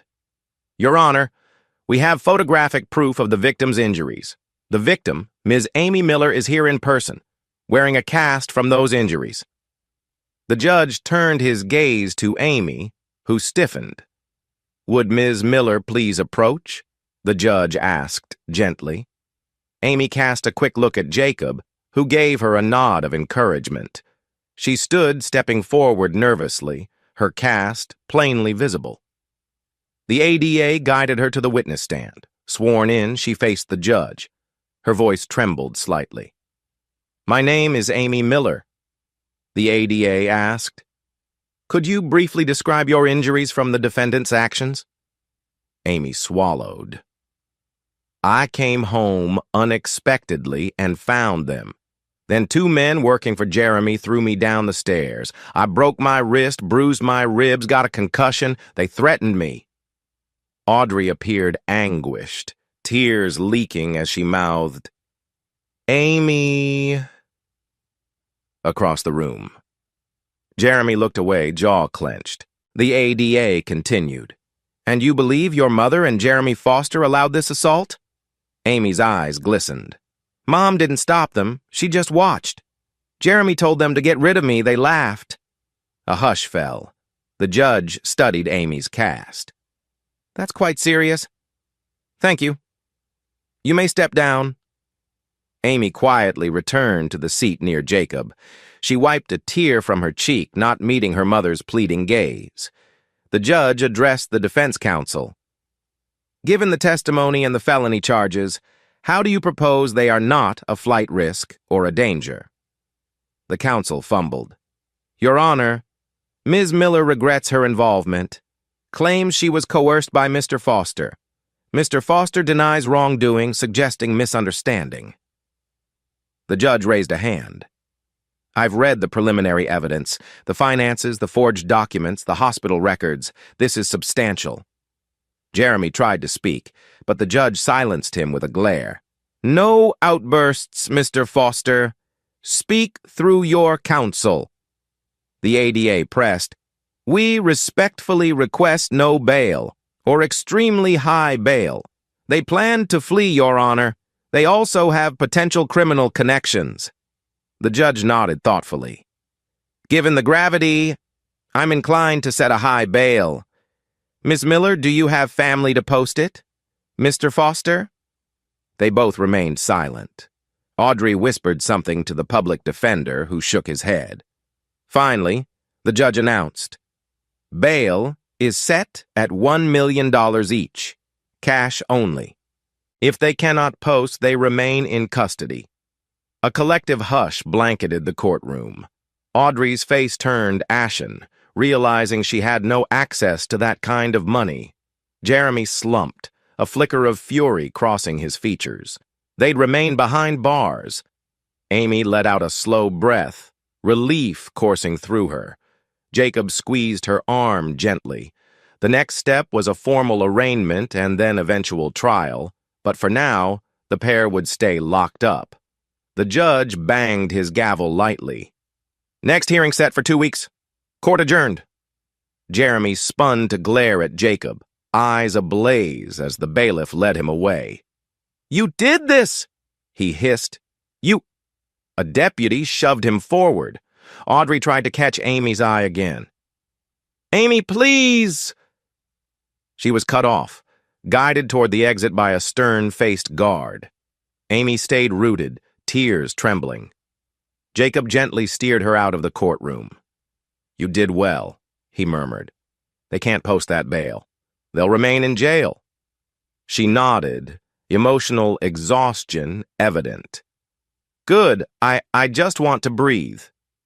In the corridor, reporters pounced, cameras flashing. The ADA shielded Amy while Ryan's men cleared a path. One reporter hollered, Ms. Miller, is it true you testified against your own mother? How do you feel? Amy winced, turning her face away. Jacob stood firm, voice taut. No comment. Detective Morales followed them out, quietly remarking to Jacob, You've done it. They'll stew in jail for now. Next step is the official pre-trial in a few weeks. Jacob nodded in gratitude. Thank you, Denise, for coordinating. Keep me updated. Morales gave a respectful dip of her head. Will do. And watch yourself, some of Jeremy's associates might blame you for his downfall. Jacob's jaw tightened. I'll be careful. They parted ways, letting the swirl of courthouse hustle swirl behind them. Amy clung to Jacob's arm, drained but relieved. Outside, the crisp midday sunlight felt like a stark contrast to the heavy gloom inside. Ryan's men ushered them to the SUV. Once inside, Amy exhaled shakily, sinking into the seat. Jacob asked softly, "You okay?" She hesitated, then nodded. Better than I expected. I'm relieved they're not getting out. Her voice quivered. But seeing Mom like that in prison clothes, it hurt. He swallowed hard, empathizing. I know. It's normal to feel that conflict. She was your mother, but she made terrible choices. Amy stared out of the window, voice subdued. Do you think she regrets it? Jacob sighed. I can't speak for her conscience, but regret doesn't erase the harm. Amy wiped at her eyes. I guess not. The drive back to the safe house was quiet, each lost in thought. Once parked, Jacob led Amy inside, instructing the security detail to remain alert. He checked the time, nearly noon. In the small living room, Amy slumped onto the couch. I might want to see a counselor, like you mentioned, Dad. My emotions are all over the place. Jacob sat beside her. Absolutely. I'll arrange a reputable therapist. He paused. I also wonder if you'd like to continue your classes soon, or want time off. She inhaled, eyes shut. I don't want to lose my semester. I have finals in a few weeks. But yeah, maybe therapy can help me cope. He smiled gently. Consider it done. We'll keep life moving forward. She nodded, leaning her head on his shoulder. Thank you. For everything. He wrapped an arm around her shoulders lightly, mindful of her injured ribs. Always, kiddo. We're in this together. In the days that followed, life settled into a peculiar pattern. Audrey and Jeremy remained in county jail, awaiting arraignment and trial. A swirl of minor news stories cropped up, but the public's attention soon drifted to other scandals. Jacob continued overseeing Miller Defense, ensuring stability. Amy started therapy sessions, finding a compassionate counselor who specialized in trauma survivors. She also began preparing for her upcoming finals, determined not to let the upheaval derail her education. Each evening, father and daughter found moments of quiet bonding, sharing simple dinners, discussing the day's events, sometimes reminiscing about earlier, happier times before betrayal shattered their family. Amid the shadows, there was a growing sense of resilience. Jacob recognized that though the worst immediate crisis was over, the legal path and emotional fallout were far from done. Yet, as he watched Amy carefully practicing her physical therapy exercises for her wrist, he felt a flicker of hope. They had each other. They had their faith in justice, and they had an unwavering resolve to keep forging ahead. Chapter 7. Early morning sunlight spilled across Jacob Miller's desk in his private office at Miller Defense Industries. 3 weeks had passed since the bail hearing that kept Audrey and Jeremy locked up. In that time, the scandalous headlines had largely cooled, replaced by new gossip or political drama. Yet, Jacob knew the next big milestone loomed, the pre-trial hearing, where official charges would be finalized and a trial date set. He also knew Jeremy might try some desperate legal maneuver. He glanced at his phone. No urgent notifications. Good. Then he picked up a manila folder containing updated briefs from the district attorney's office. Charges for Audrey included conspiracy to commit fraud, forgery, and accessory to assault.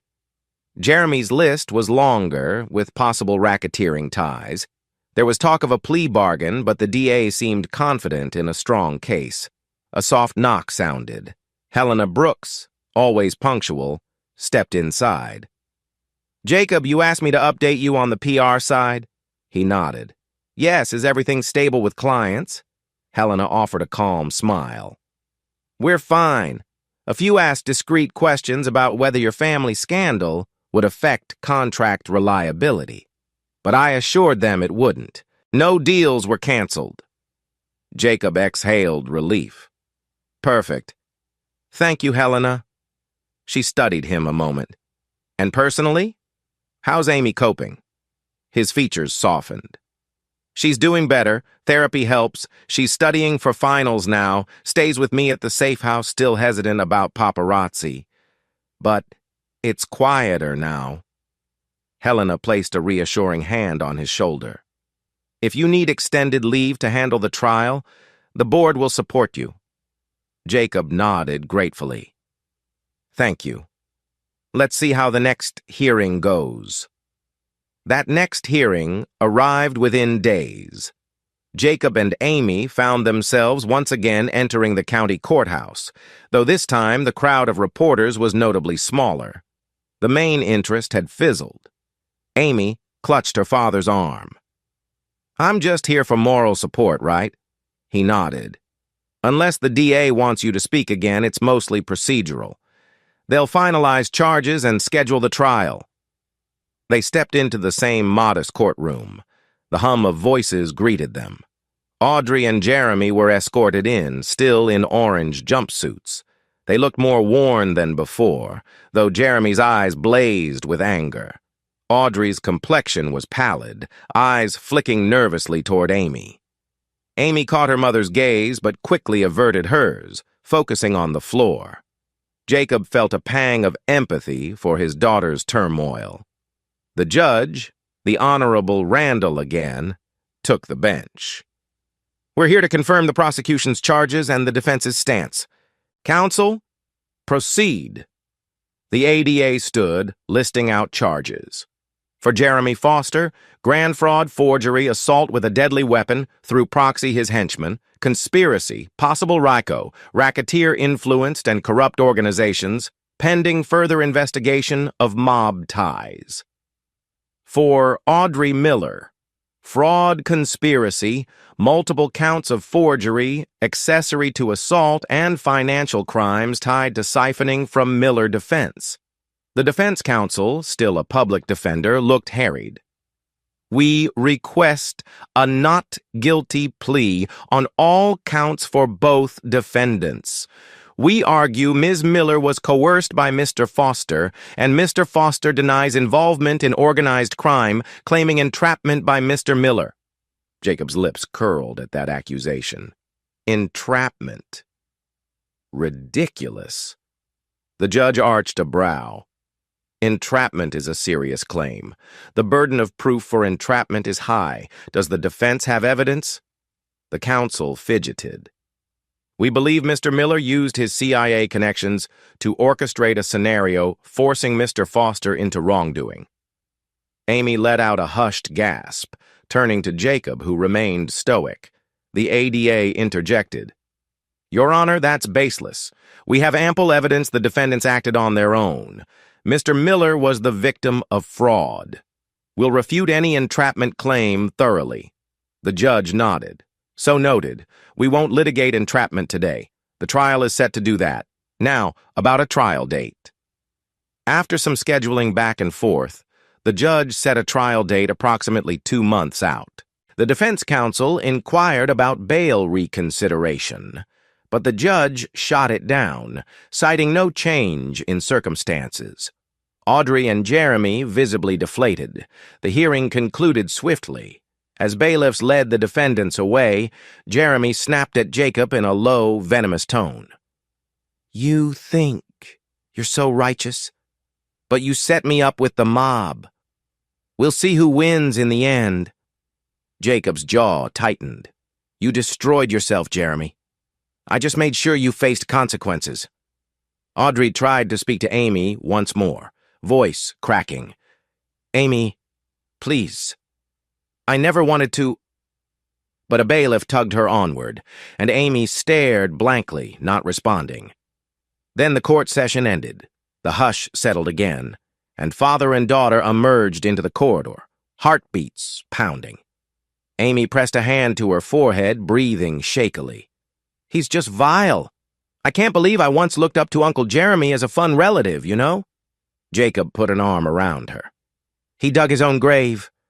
Stay focused on your healing." She nodded, tears threatening but held back. Outside, a single reporter approached with an audio recorder, speaking gently. "Mr. Miller? Miss Miller, any comment on the pretrial?" Jacob gave a curt, polite shake of his head. "No comment. We trust the legal process." Amy stuck close to Jacob, ignoring the reporter's further prompts. Ryan's men directed them to the SUV. Once safely inside, Amy let out a heavy sigh. 2 more months, then a trial that might drag on. But I guess justice takes time. Jacob started the engine, voice calm. "Yes, but with the evidence we have, it's likely to be straightforward. They might even plead guilty halfway to avoid a harsh sentence." She gazed out the window. "What if Mom pleads out? Could she get less time?" He exhaled. "It's possible, especially if she cooperates or testifies against Jeremy. But it's not our call." Amy's expression flickered with sadness. "I don't hate her, Dad, but I can't forgive her yet." He nodded solemnly. "I understand. Take all the time you need." They returned to the safe house. The rest of that day, Amy stayed in her room, studying for upcoming finals. Jacob recognized she needed space. He busied himself with phone calls, checking in with the DA. Everything was on track, no new wrinkles. Late afternoon, as he prepared dinner, simple pasta with grilled chicken, a text arrived from an unknown number. "We know what you did. Stop meddling or face repercussions. F." Jacob's eyes narrowed. F. Possibly some associate of Jeremy's from the mob. A not-so-subtle threat. He took a steadying breath. He had anticipated possible intimidation attempts. He responded with a single line. "Attempt any retaliation. You'll regret it." Then he blocked the number. Seconds later, a new text from a different unknown number came in. "You can't block the truth, Miller. Watch your back." He grimaced. So they were serious about harassing him. He decided to let Ryan handle a more robust security approach, maybe advanced CCTV around the safe house, extra trackers on his vehicles, or disguised bodyguards. Dinner was quiet, but Jacob brought up the threatening texts. "Amy, we might need heavier security for a while. Jeremy's mob contacts are stirring." She set her fork down, anxiety flickering. "You think they'll come after us physically?" Jacob's jaw tensed. "I can't rule it out. They're angry we exposed Jeremy's racket, but we're prepared. Ryan's men are top tier, and I have connections to local law enforcement." She sighed. "I'm so tired of living in fear." He reached across the table, gently taking her hand. "It won't be forever. They're likely bluffing. Still, we won't take chances." Amy nodded, eyes welling with frustration. "If they think intimidation will make us drop charges, they're delusional." Jacob gave a small smile. "Agreed, we stand firm." Later that evening, while Amy was immersed in her laptop studying, Jacob met with Ryan in a secure call. He explained the texts, showed screenshots. Ryan's voice was firm. "We'll up the perimeter watch. Put an unmarked car down the block. Also, I'll ask Denise to keep an ear out for any chatter." Jacob expressed gratitude. "They're desperate. They might try property damage or personal threats. I want zero chance they corner Amy or me alone." Ryan confirmed. "Understood. My men are ready. If they escalate, we'll respond decisively." Jacob ended the call, feeling a surge of both anger and protectiveness. Nobody would harm his daughter. Not again. A week passed with no direct confrontation. The safe house was fortified, Ryan's men vigilant. Jacob resumed a semblance of normalcy commuting to Miller Defense, ensuring the firm thrived. Amy tackled her finals with steely resolve, ironically channeling her emotional turmoil into academic focus. Occasional messages from the DA indicated no progress on Jeremy's side, no new evidence to help them, no sign of plea deals. Meanwhile, Audrey's attorney suggested she might break away from Jeremy's defense, claiming Jeremy was the mastermind, a rift forming between them. Amy took the news with a faint, sad curiosity. She's turning on him now? Jacob shrugged. Perhaps. She might blame him to reduce her sentence. Amy exhaled. I can't keep track of their lies anymore. Jacob pressed her shoulder gently. Don't. The truth will out regardless of their spin. One late afternoon, as father and daughter unwound after a long day, the door buzzer rang. Surprised, Jacob checked the security cam. It was Detective Morales, flanked by a uniformed officer. He quickly let them in. Denise's expression was grim.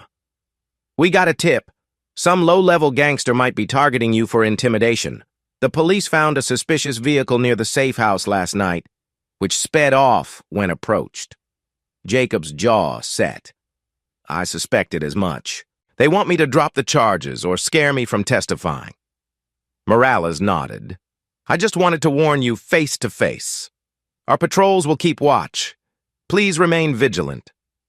Amy stood nearby, arms folded. Thanks, Detective. After they left, Amy looked shaken. So, it's real. People are scoping us out. Jacob gently guided her to sit. We expected this. They're desperate. But we're well protected. Let them try, they'll fail.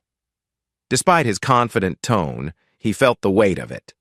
This ongoing vigilance took a toll, but he'd do whatever was necessary to keep Amy safe. Chapter 8. A full month had passed since the pre-trial hearing. The warm breezes of late spring ushered in a sense of renewal, yet Jacob and Amy lived in a state of guarded calm. Amy's final exams concluded. She passed with commendable grades despite the chaos. Jacob juggled the demands of Miller Defense, the upcoming trial, and ensuring tight security. One morning, while they shared breakfast, Amy folded the local newspaper in her lap. Dad, any updates from the DA about the trial date? It's supposed to start in a few weeks, right? Jacob nodded, stirring his coffee. Yes, jury selection begins soon. The DA's office will want to prep you and me for testimony. They might call you to confirm the assault details, me for the financial crimes. We'll coordinate. She inhaled. And then the verdict. Jeremy and Mom possibly going to prison for years. Her voice wavered. He reached over, gently patting her hand. You're allowed to feel conflicted. It's your mother. But we can't ignore what they did. Amy blinked back tears. I know. I'll testify truthfully. They have to face consequences. Later that day, Jacob visited the district attorney's office. He met with a seasoned prosecutor named Margaret Lynn, who specialized in financial crime cases. She was meticulously organized, her desk strewn with color-coded files. Margaret gave him a firm handshake. Mr. Miller, pleasure. We have a strong case. I want to walk through your testimony, focusing on the forged documents and the money trail.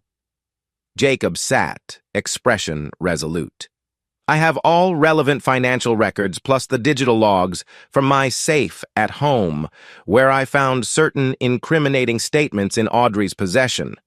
I can detail how she accessed joint accounts and how Jeremy laundered funds. Margaret nodded, scanning her notes. Yes, that's key. We'll also introduce evidence from Ryan's security footage showing Jeremy's attempt to intimidate you and your daughter, a powerful narrative for the jury. Jacob's gaze flicked to an evidence photo pinned on the board. A snapshot of the moment Jeremy's men cornered Amy. He felt anger surge anew. This will ensure no leniency, correct? Margaret's tone was calm. We're pushing for the maximum. Jeremy's pattern of intimidation plus financial crimes is heinous. Audrey might angle for a lighter sentence by claiming she was under undue influence, but given the evidence, we can refute that. Jacob nodded, exhaling. Amy will cooperate if needed. She's doing better, but it's been tough. Margaret offered a sympathetic look. We'll keep her testimony brief. We just need the jury to see what was done to her. Leaving the DA's office, Jacob felt an odd mixture of determination and weariness. The trial would be public, a final airing of betrayal and violence. But it would also be the path to closure. He dialed Amy on the drive back. Hey, kiddo. Just finished with the DA. They'll schedule a formal witness prep next week. She sounded calm but apprehensive. I'll be ready. Thanks for letting me know. He cleared his throat. You sure you're handling this okay? She hesitated. I have nightmares sometimes, but therapy helps. I'm focusing on my next steps, maybe an internship this summer, or traveling to clear my head. A ghost of a smile tugged at his lips. Travel might do you good once this is over. She exhaled. I want this behind me, Dad. I understand, he said softly. Soon. A week later, witness prep commenced. Amy arrived at the DA's conference room, accompanied by Jacob and Detective Morales for support. The ADA, Margaret Lynn, walked them through potential cross-examination questions. Margaret said gently, Amy, defense might accuse you of exaggerating or question why you never reported earlier signs. They'll attempt to paint your mother as a victim. Your best strategy is to remain factual, calm. Amy gave a resolute nod. I'll speak the truth that I found them, confronted them, and was attacked by Jeremy's men while Mom did nothing. That's it. Margaret smiled encouragingly. Perfect. Keep your answer succinct, no speculation. They practiced hypothetical lines of questioning. Amy displayed commendable composure. Though her knuckles whitened around the table's edge, Jacob watched, equal parts proud and concerned. After her session, Margaret turned to Jacob. We'll cover your finances, your CIA background, and how you discovered their scheme. The defense might claim you used CIA intimidation tactics or set them up. Jacob's face hardened. I can handle that. I'll outline how Audrey used forged documents, and Jeremy orchestrated the theft, with zero entrapment from me. Margaret nodded. Yes, stick to the timeline. We have them pinned with undisputable paper trails. Following the prep, father and daughter left the DA's building, stepping into a bright, breezy afternoon. Amy shielded her eyes. That was intense. Jacob touched her shoulder lightly. You handled it well. The real thing might be more nerve-wracking, but we'll manage. She locked eyes with him, fragile determination shining. We can't let them twist the story. I want the jury to see exactly what they did. He nodded. They will. Just then, his phone buzzed.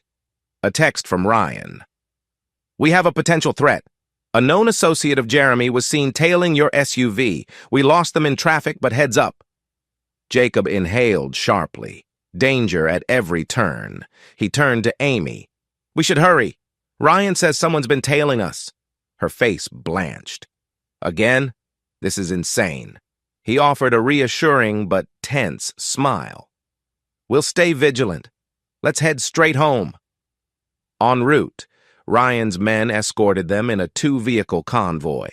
No suspicious cars followed for long, and the safe house area appeared clear. Still, the tension laced the air. That evening, while Amy tried to relax with a book, Jacob quietly installed additional motion sensors around the safe house property. The silent red beams formed an invisible perimeter.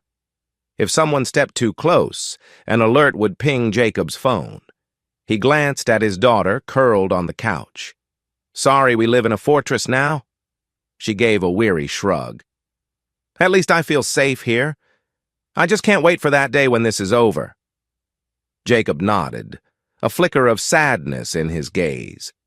He'd once dreamed of a normal family home. Instead, he had to convert a safe house into a near fortress. Betrayal had consequences, indeed.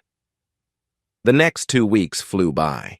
Jury selection for the trial began, an elaborate process that Jacob and Amy only partially attended.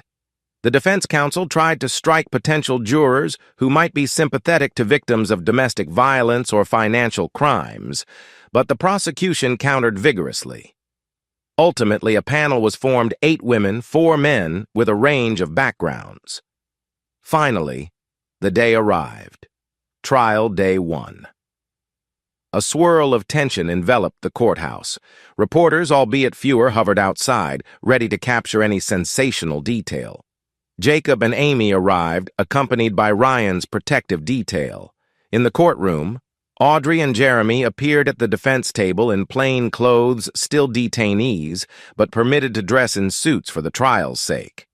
Audrey looked gaunt. Jeremy had a combative glint in his eyes. Amy gripped Jacob's hand.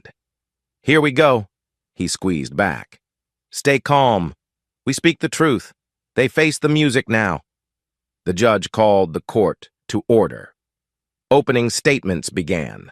Margaret Lynn presented a clear narrative. Evidence will show these 2 defendants conspired to defraud Mr. Miller, assaulted his daughter, and laundered money through questionable connections. Will prove it beyond a reasonable doubt. The defense tried to spin a story of Audrey as a pawn, coerced by Jeremy and overshadowed by Jacob's alleged CIA intimidation. Jeremy's counsel, exasperated but doing his duty, claimed Jeremy was roped into shady deals by fear of mob violence, painting himself as a victim. Jacob observed quietly, noticing the jury's varied reactions. Some seemed sympathetic to the idea of a man forced by criminals. Others looked skeptical. Margaret's poised confidence reassured him. Testimonies kicked off. First, the prosecution called an IT specialist from Miller Defense, who confirmed the unauthorized logins and forged signatures on financial documents. Next, a forensic accountant testified to offshore transfers tied to Audrey's name. Jacob's turn came on day 2. He took the stand, answering calmly about his background, how he discovered the discrepancies, the evidence of forging, and the confrontation that led to Amy's assault. The defense tried to poke holes, insinuating Jacob arranged the warehouse ambush. Jacob calmly dismissed it as nonsense, describing how he simply responded to the threat. On day 3, Amy testified. She described the morning she found them, the assault, the hospital stay. Her voice wavered occasionally, but she maintained composure. The defense tried to paint her mother as conflicted, but Amy's clarity about seeing Audrey do nothing to stop the attack was damning. Audrey watched, tears streaming, but seldom meeting Amy's gaze. Jeremy glowered, occasionally whispering to his lawyer. By the trial's end of the first week, the prosecution had laid out a robust case. Jeremy's attempts to claim entrapment fizzled under cross-examination. Audrey's pleas of "I was coerced" wavered when confronted with text messages proving her active role in forging documents and mocking Jacob behind his back. As the final witness, Detective Morales confirmed the intimidation attempts, linking Jeremy to known mob figures. The defense had few effective rebuttals. Closing arguments loomed. Jacob and Amy felt an undercurrent of hope. The law was on their side. Audrey's tears and Jeremy's scowls seemed powerless in the face of evidence. Yet, in the corridor after day 5, as they exited the courtroom, Jeremy hissed one last threat. "You won't walk away unscathed, Miller. There's more at play here than you know." Jacob stared him down, unwavering. "Your words mean nothing now." Chapter 9. Soft shafts of morning light slanted through the windows of the courtroom as day 6 of the trial began. Jacob Miller sat in the front row with Amy beside him, the tension palpable. The final phase closing arguments would soon commence. Outside, only a sprinkling of reporters waited for any last-minute drama. The spectacle had mostly run its course. Now, it was about the jury's decision. Amy's cast had finally been removed a week earlier, replaced by a supportive brace that allowed more movement. She flexed her fingers anxiously, whispering, "Dad, it feels strange to have so many eyes on us again." Jacob offered a steady, reassuring nod. "Focus on the end goal, kiddo. After today, the jury deliberates. We might have a verdict soon."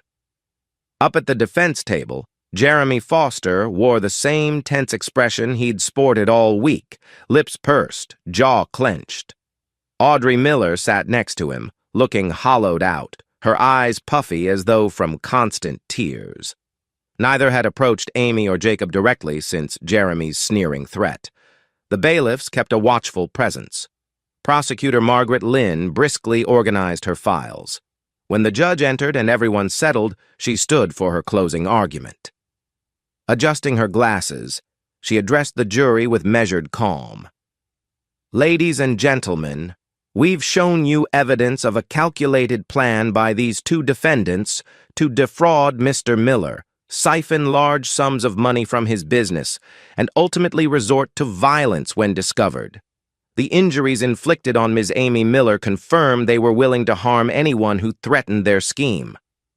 Amy's stomach churned, recalling the grim moments of being pushed down the stairs. Jacob rested a hand on her shoulder, lightly squeezing. Margaret continued, methodically summarizing the forged signatures, the overseas accounts, the henchman's assault. She emphasized that both Audrey and Jeremy had acted deliberately, with no credible coercion. Audrey Miller wasn't an unwilling victim. She participated. Text messages and call logs show her initiating these transfers, mocking her own husband's trust. At that, Audrey bowed her head, fresh tears slipping. Jeremy stared ahead, unmoved. The prosecutor concluded, "You, the jury, must weigh the evidence, but I submit it is overwhelming. A verdict of guilty on all counts is warranted." A hush fell as the defense rose to deliver their final plea. The public defender for Audrey, a middle-aged woman named Carolyn Pierce, began in a soft tone. "Audrey Miller is a mother, not a career criminal.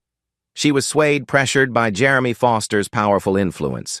We ask you to consider her emotional vulnerability and the intimidation she may have felt." Jacob's jaw tightened. He could sense Amy's agitation, but placed a calming hand on hers. They both knew Audrey had shown no sign of resisting or protecting her daughter. Next, Jeremy's young lawyer and overworked public defender named Russell Hayes took the floor. His voice was more strident. Jeremy Foster was entangled in a dangerous underworld, yes, but that does not prove he orchestrated violence. He was, in fact, threatened by mob elements. And the assault on Amy was a tragic outcome of forces beyond his control. The claim of entrapment by Mr. Miller stands. A skilled ex-CIA operative can manipulate scenarios. Ryan, seated a few rows behind Jacob, whispered a soft, derisive snort at the notion. Jacob remained outwardly stoic. Russell Hayes wrapped up, "At minimum, I ask you to consider the possibility that Mr. Foster's involvement in assault was indirect, that he never intended Ms. Miller harm. We request leniency or acquittal, where evidence is insufficient." With the statements done, the judge gave instructions to the jury regarding the charges and legal definitions: fraud, assault, conspiracy, accomplice liability. You have heard testimony, seen documents, and will now deliberate. Remember, a conviction requires proof beyond a reasonable doubt. Court is in recess while the jury deliberates. The bailiff led Audrey and Jeremy out. Jeremy threw Jacob one last glare, while Audrey cast a tearful, desperate look at Amy. Amy stared at the floor, conflicting emotions roiling beneath her calm exterior. Jacob exhaled, guiding Amy out into the hallway. Now we wait. The hallway chatter droned, families and reporters milling about, waiting to see if the jury would return quickly or if it'd stretch over days. Detective Morales approached them, giving a short nod. Could be hours, could be more. The case is pretty cut and dried, though. I suspect a quicker verdict.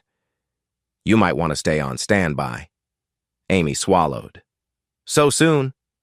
Good, I guess. Jacob gently squeezed her shoulder. Let's find a quiet corner. We can wait. They settled in a nearby waiting area with Ryan, who'd fetched coffee. The overhead fluorescents hummed. Time passed in slow increments, 30 minutes, an hour, 90 minutes. Occasional updates trickled in that the jury was still deliberating. Amy tapped her foot nervously. 2 months of trial, Dad. And now it all hinges on those 12 people in that room. Jacob nodded, voice soft. Yes, but you heard the evidence. It's solid. They can't talk their way out. She glanced at him, a flicker of doubt crossing her features. Mom's the wild card. She might have swayed some jurors with tears, claiming she was manipulated.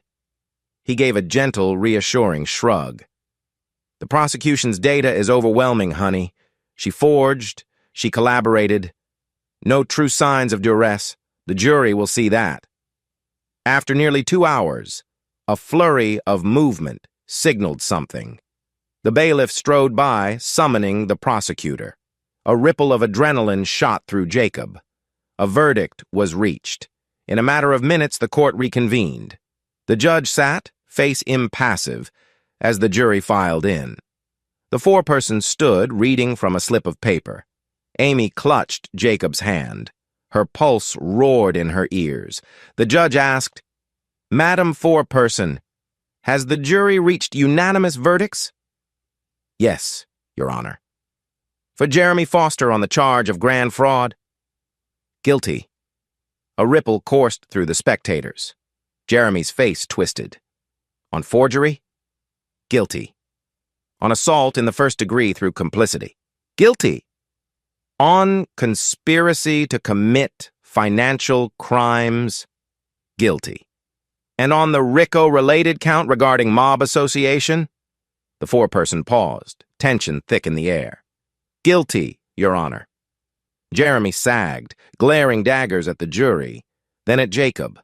A hush blanketed the room. Next, the judge asked about Audrey. For Audrey Miller fraud conspiracy? Guilty. Forgery? Guilty. Accessory to assault? Guilty. Amy's breath caught, tears welling. Her mother was convicted. The foreperson concluded with a final statement. Those are our unanimous verdicts, Your Honor. A subdued hush turned to a low murmur of reaction. The judge thanked the jury, set a sentencing date for 3 weeks hence, and adjourned. Bailiffs approached to escort the newly convicted pair back to custody. Jeremy exploded in outrage, shouting, "This is rigged! He set me up! I'll appeal!" The bailiffs forcibly restrained him. Some reporters scurried to capture the dramatic moment. Audrey stood quietly, tears sliding down her cheeks, eyes locked on Amy. She croaked, "Amy, I'm sorry," but the bailiff led her away too.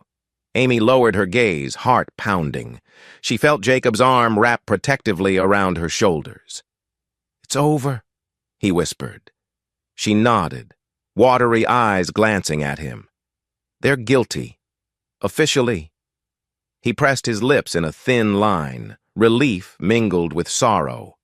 For all their heinous acts, Audrey was still the woman he once loved, and Jeremy was once a brother-in-law he tried to tolerate. Betrayal's final cost: prison sentences. Margaret Lynn and Detective Morales approached, offering discreet congratulations. The ADA said, Good to see justice served. The sentencing could put them away for a long time. Amy managed a shaky smile. Thank you for everything. Morales gave a curt nod. You two can begin to move on now, hopefully. Outside, the midday sun blazed, yet the tension that had dominated Jacob and Amy's life for months began to lift.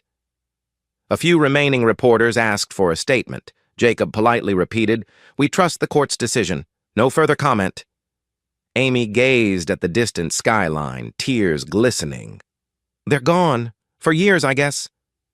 Jacob's voice was soft, protective. Yes, Jeremy, definitely. He had multiple felonies plus the RICO angle. Audrey, her sentence might be somewhat lighter, but still significant. She wiped her cheeks. I don't know how to feel, Dad. She's still my mom. He enveloped her in a gentle hug. No one expects you to just feel fine. Take the time you need. In the following days, the swirl of immediate media coverage quickly faded. The big verdict had been delivered, overshadowed by other news. Jacob's phone no longer buzzed with ominous threats. Ryan's security updates indicated the mob lost interest now that Jeremy was behind bars and powerless. Their intimidation tactics had served no purpose. In the quiet of the safe house, father and daughter began the process of healing. One evening, as they sat on the sofa, Netflix paused on the TV, Amy turned to Jacob. Dad, we can't stay in this safe house forever, can we? He smiled wryly. We can find a better place if you want to. I still have the old house, though it's full of bad memories. We can sell it, move somewhere fresh. She nodded, relief flickering. Yes, a new beginning might help. I'm finishing my internship interviews, then classes next term. But let's find a new home, somewhere that isn't haunted by everything that happened. Jacob's expression softened, paternal warmth shining through. We will. We'll start searching soon. The sentencing date arrived a few weeks later, marked by significantly fewer onlookers. The court found Jeremy Foster's crimes warranted a hefty penalty, 15 to 20 years. The RICO component alone guaranteed a lengthy term. Audrey Miller, indicted on multiple forgery and accessory counts, received 6 to 8 years. She stood as the judge read her fate, trembling, casting one final tearful glance toward Amy, who watched from the gallery. Amy's heart pounded, tears slipping as she watched her mother. It stung, but the rational part of her recognized that justice demanded this outcome. She recalled the day she lay bruised in the hospital, her mother nowhere to help her. Afterwards, outside the courtroom, Jacob and Amy didn't wait around. They quietly departed, ignoring any last feeble pleas from Audrey. The law had spoken. In the days that followed, a fragile peace took root.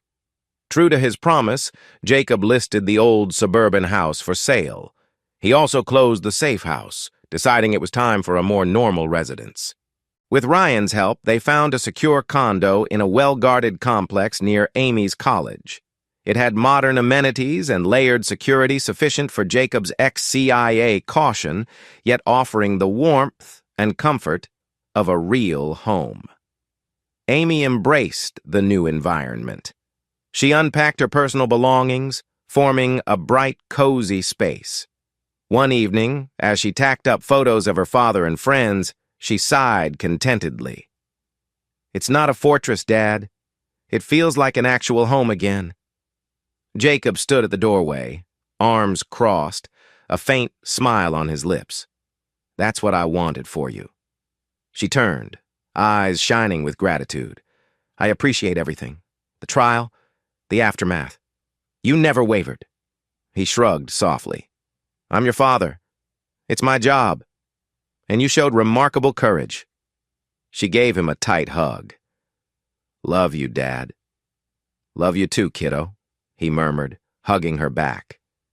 and for the first time in a long while, they both felt a genuine sense of forward momentum toward a life unburdened by betrayal and fear.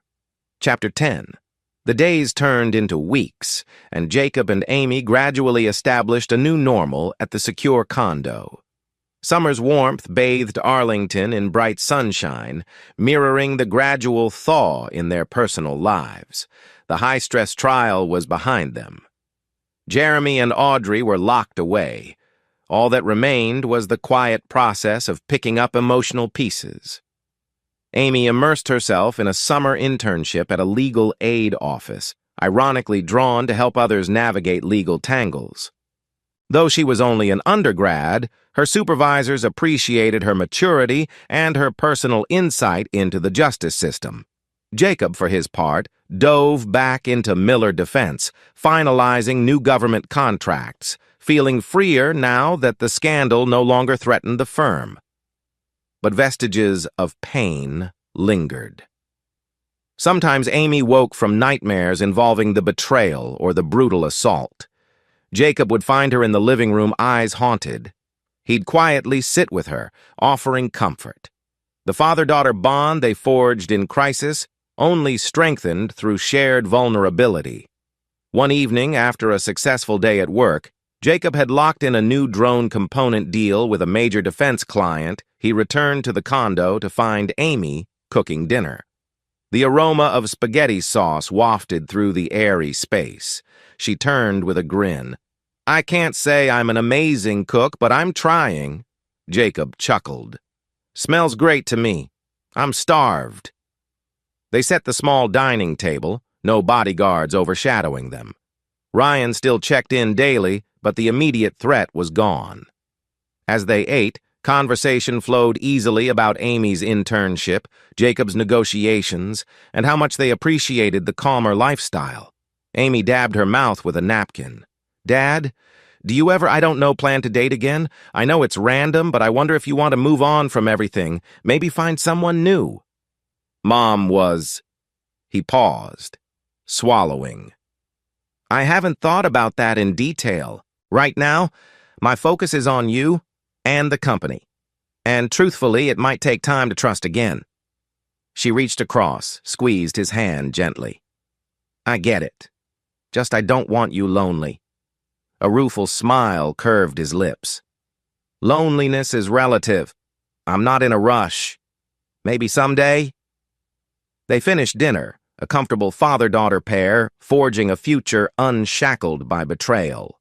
A few days later, a letter arrived for Amy from the state penitentiary with Audrey's name listed as the sender.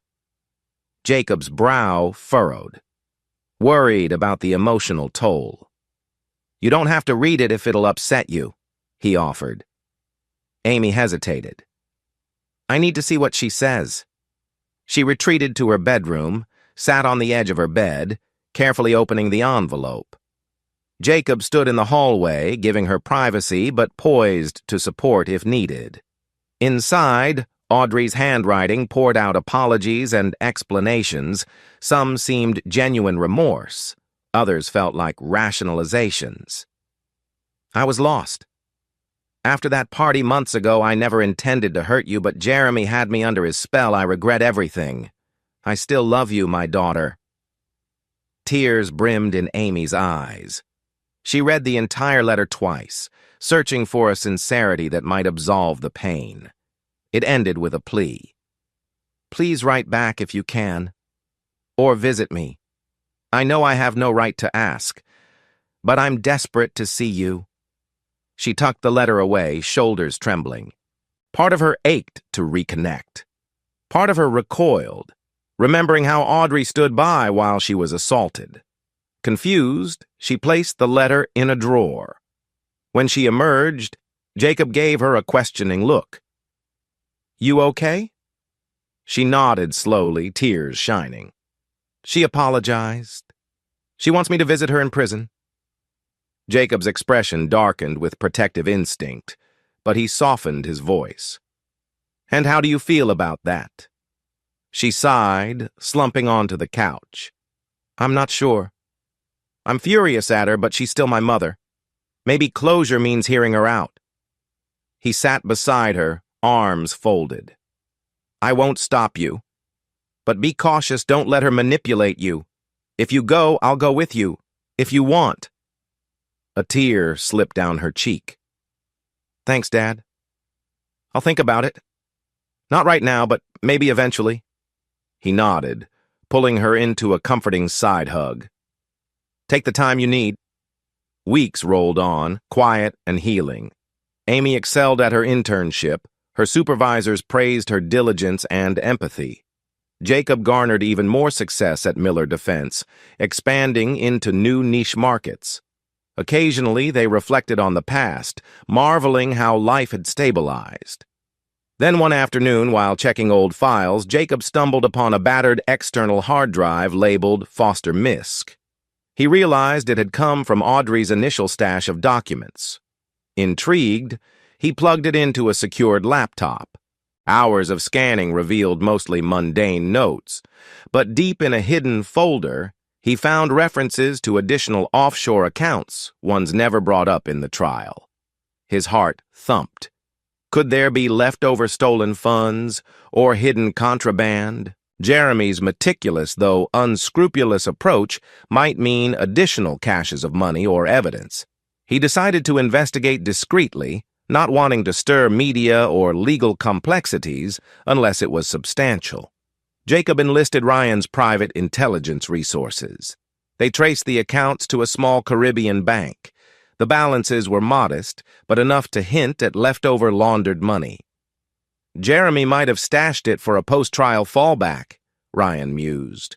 Or Audrey might have done it for her own getaway. Jacob rubbed his chin. Should we turn this over to the DA? Ryan shrugged. It's after the trial. They're already convicted. But if it's illegally obtained, we can alert the authorities who will likely seize it. If you prefer quiet, we can just let the bank freeze it. Jacob exhaled. No sense letting criminals keep it. Let's forward the info to the DA. They'll handle forfeiture. Maybe it'll go as restitution to the victims, my company or me. Ryan nodded.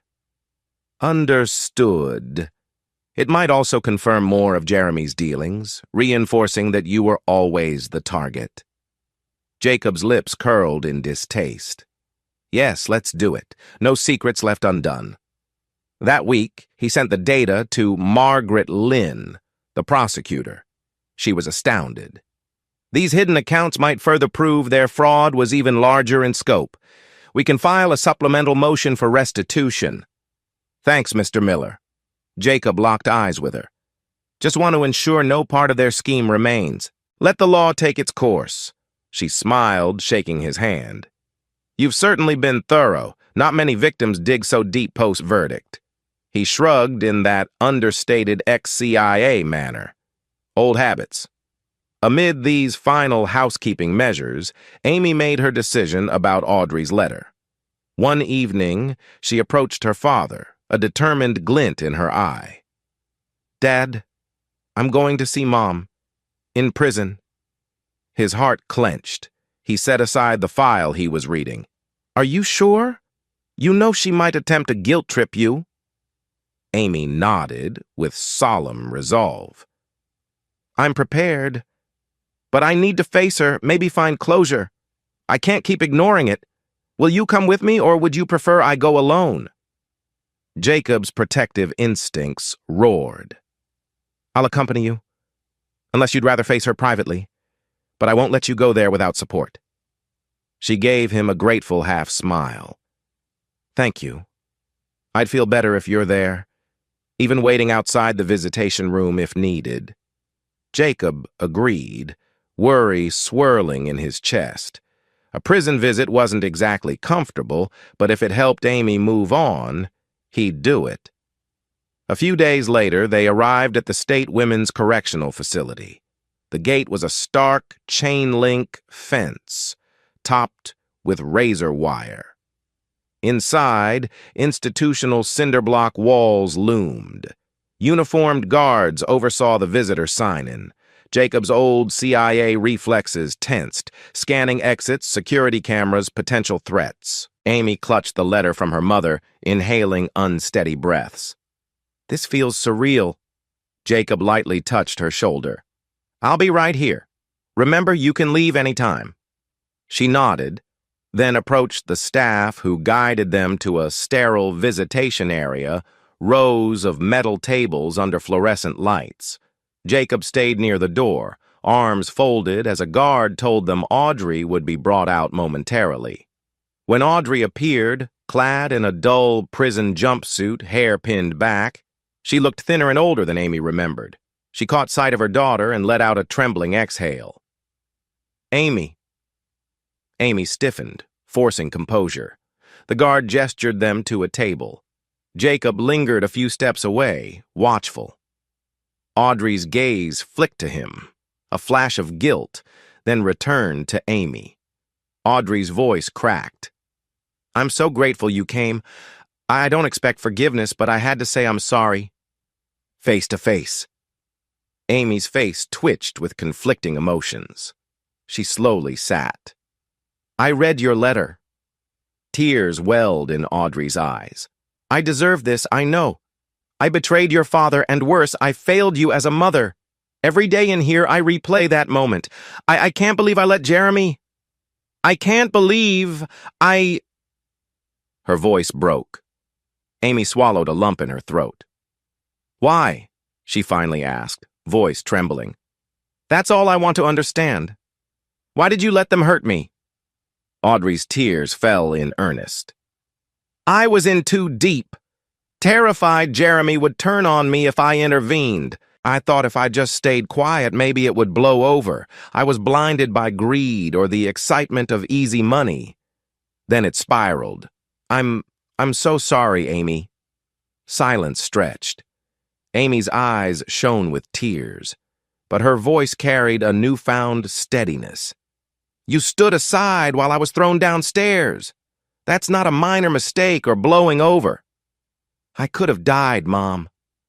Audrey's shoulders shook, remorse etched in every line of her face. "I know I can never undo it. I wish I'd come to my senses earlier," told Jeremy. "No, protected you." Amy bowed her head. "It's too late now." Audrey gently reached across the table, but Amy didn't extend her hand. Audrey withdrew, tears still falling. "I understand. I know it's irreparable. But if you can find any spark of forgiveness, I'd do anything to earn it." Amy inhaled shakily. "I might never fully forgive you, but I won't hate you forever either. You're still my mother no matter how badly you messed up. I hope you use this time to become a better person." Audrey nodded, trembling. "Thank you for hearing me out, at least." Jacob hovered in the background, heart heavy. The guard indicated the visitation time was nearly over. Audrey whispered a broken, "I love you" to Amy, who rose slowly, tears threatening to overflow. Without a word, Amy turned away, meeting Jacob's eyes. He guided her out, leaving Audrey in a silent realm of regret behind bars. Chapter 11. In the weeks that followed the prison visit, Amy grappled with a swirl of emotions, anger, sadness, pity. Yet, to her mild surprise, she felt a measure of relief. The confrontation, painful as it was, had offered a form of closure. She didn't plan to visit Audrey again soon, but she no longer lay awake at night tormented by unanswered questions. Jacob observed the change in his daughter with quiet relief. Her nightmares receded, her appetite returned, and she resumed normal activities, even enjoying some weekend outings with friends. Meanwhile, Jacob finished finalizing the sale of their old family house. The proceeds allowed him to invest further into Miller Defense and secure a better living environment for them both. On a bright Saturday morning, Jacob found himself in the new condo's kitchen, flipping through a real estate brochure. His phone buzzed with a message from the listing agent. "Buyer for the old house closed. Funds transferred successfully." A sense of finality washed over him. That chapter was truly over the home Audrey and he shared, now in someone else's hands. Amy entered, hair damp from a shower, noticing his pensive look. "Everything okay?" He smiled softly. "Yes. We just sold the old place. Officially done." She paused, a distant sadness flickering. "Our old house, so many memories, both good and bad, but I guess letting go is best." Jacob nodded, quiet gratitude in his gaze. "Letting go often is. I'm relieved. How about you, any regrets about it?" She shrugged. "No. I prefer what we have here now. New memories. You taught me that we can't be defined by a single place or a single betrayal." He patted her shoulder. "Exactly." That afternoon, Ryan dropped by for a casual visit, no major security reason, just friendship. Over coffee, he updated them. "The mob angle is quiet, they've moved on, no longer harassing you. Jeremy's behind bars and he's not exactly favored by them after messing up their money. So, you're in the clear." Jacob exhaled a pleased sigh. "That's a relief. Thank you for everything, Ryan. Couldn't have navigated this without your expertise." Ryan waved it off modestly. "We had some close calls, but your ex-CIA instincts helped keep everything smooth. Glad you two can finally breathe easy." Amy gave a grateful grin. "Really appreciate it, Uncle Ryan. You've been like extended family." Ryan chuckled, ruffling her hair lightly. "Anytime, kid. I'm proud of you both for staying strong." As summer stretched on, Amy continued her internship, impressing her supervisors. They invited her to help coordinate a small legal clinic for domestic abuse victims, an event that resonated strongly with her experiences. She poured her energy into it, forging a path that might define her future career choice in advocacy or law. One evening, she excitedly shared details with Jacob as they ate takeout Thai in the living room. "Dad, I never thought I'd want to be a lawyer, but after all we went through, helping others in crisis feels meaningful." He nodded, beaming with pride. "It suits you turning adversity into purpose. If you choose law school, I'll back you 100%. She lit up, eyes shining. "Thanks. I'm leaning that way." Meanwhile, Jacob had his own reflections. With Miller Defense secure, he found a surprising sense of calm. For years, he'd operated in crisis mode, first as CIA, then as a husband and father dealing with betrayal, then as a CEO battered by scandal. Now, everything stabilized. A quiet voice inside him wondered if it was time to explore personal growth beyond constant vigilance. One day, returning from a successful business trip to D.C., he bumped into an old CIA acquaintance, Vanessa Green, in the lobby of a high-end restaurant. They exchanged pleasantries, discovered each other's new chapters in life.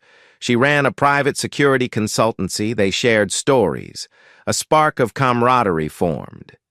Over coffee, they briefly caught up, though Jacob remained cautious about forging new relationships. Still, the encounter left him pondering if maybe, in time, he could allow someone else into his life.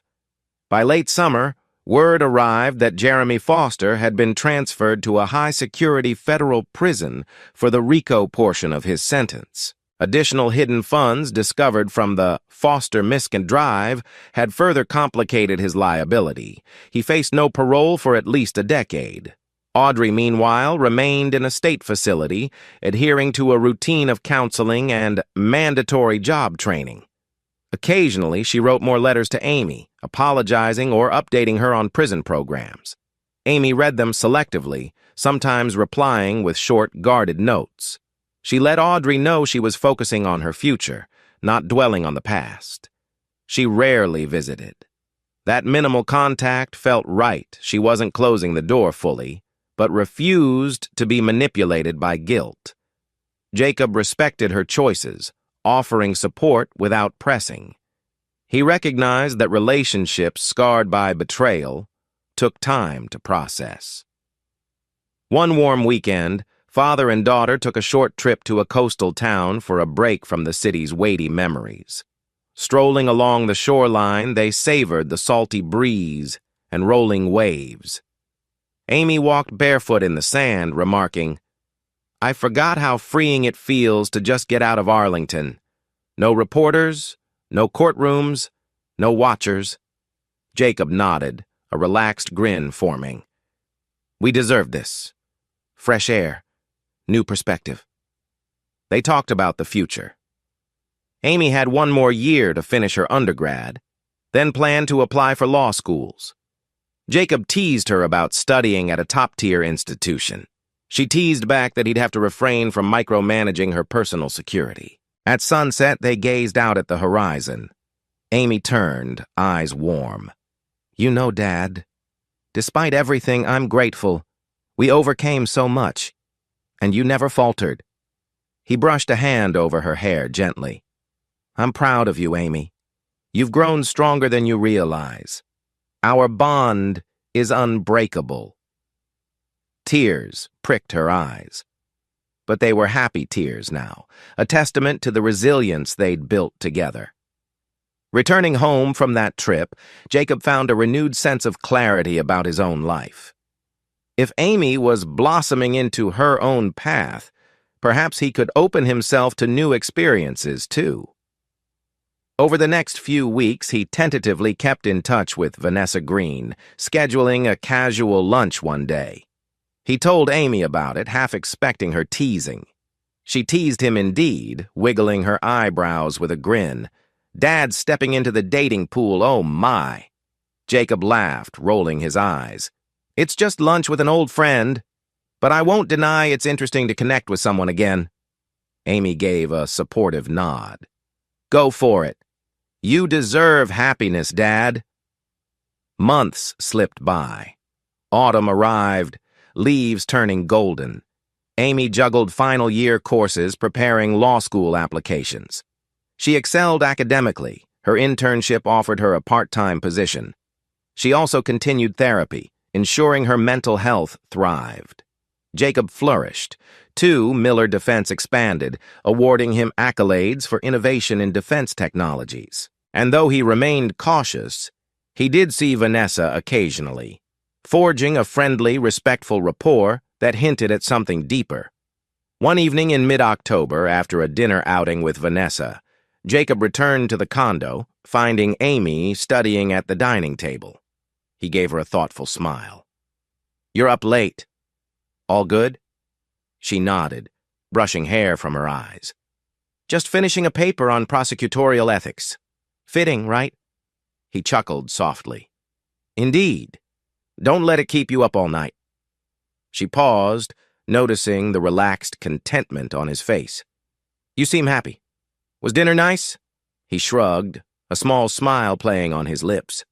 "It was. Good conversation, no drama. Feels refreshing to have normalcy." She grinned. "I'm glad, Dad. You deserve normalcy, and a dash of romance if it happens." He ruffled her hair. "We'll see.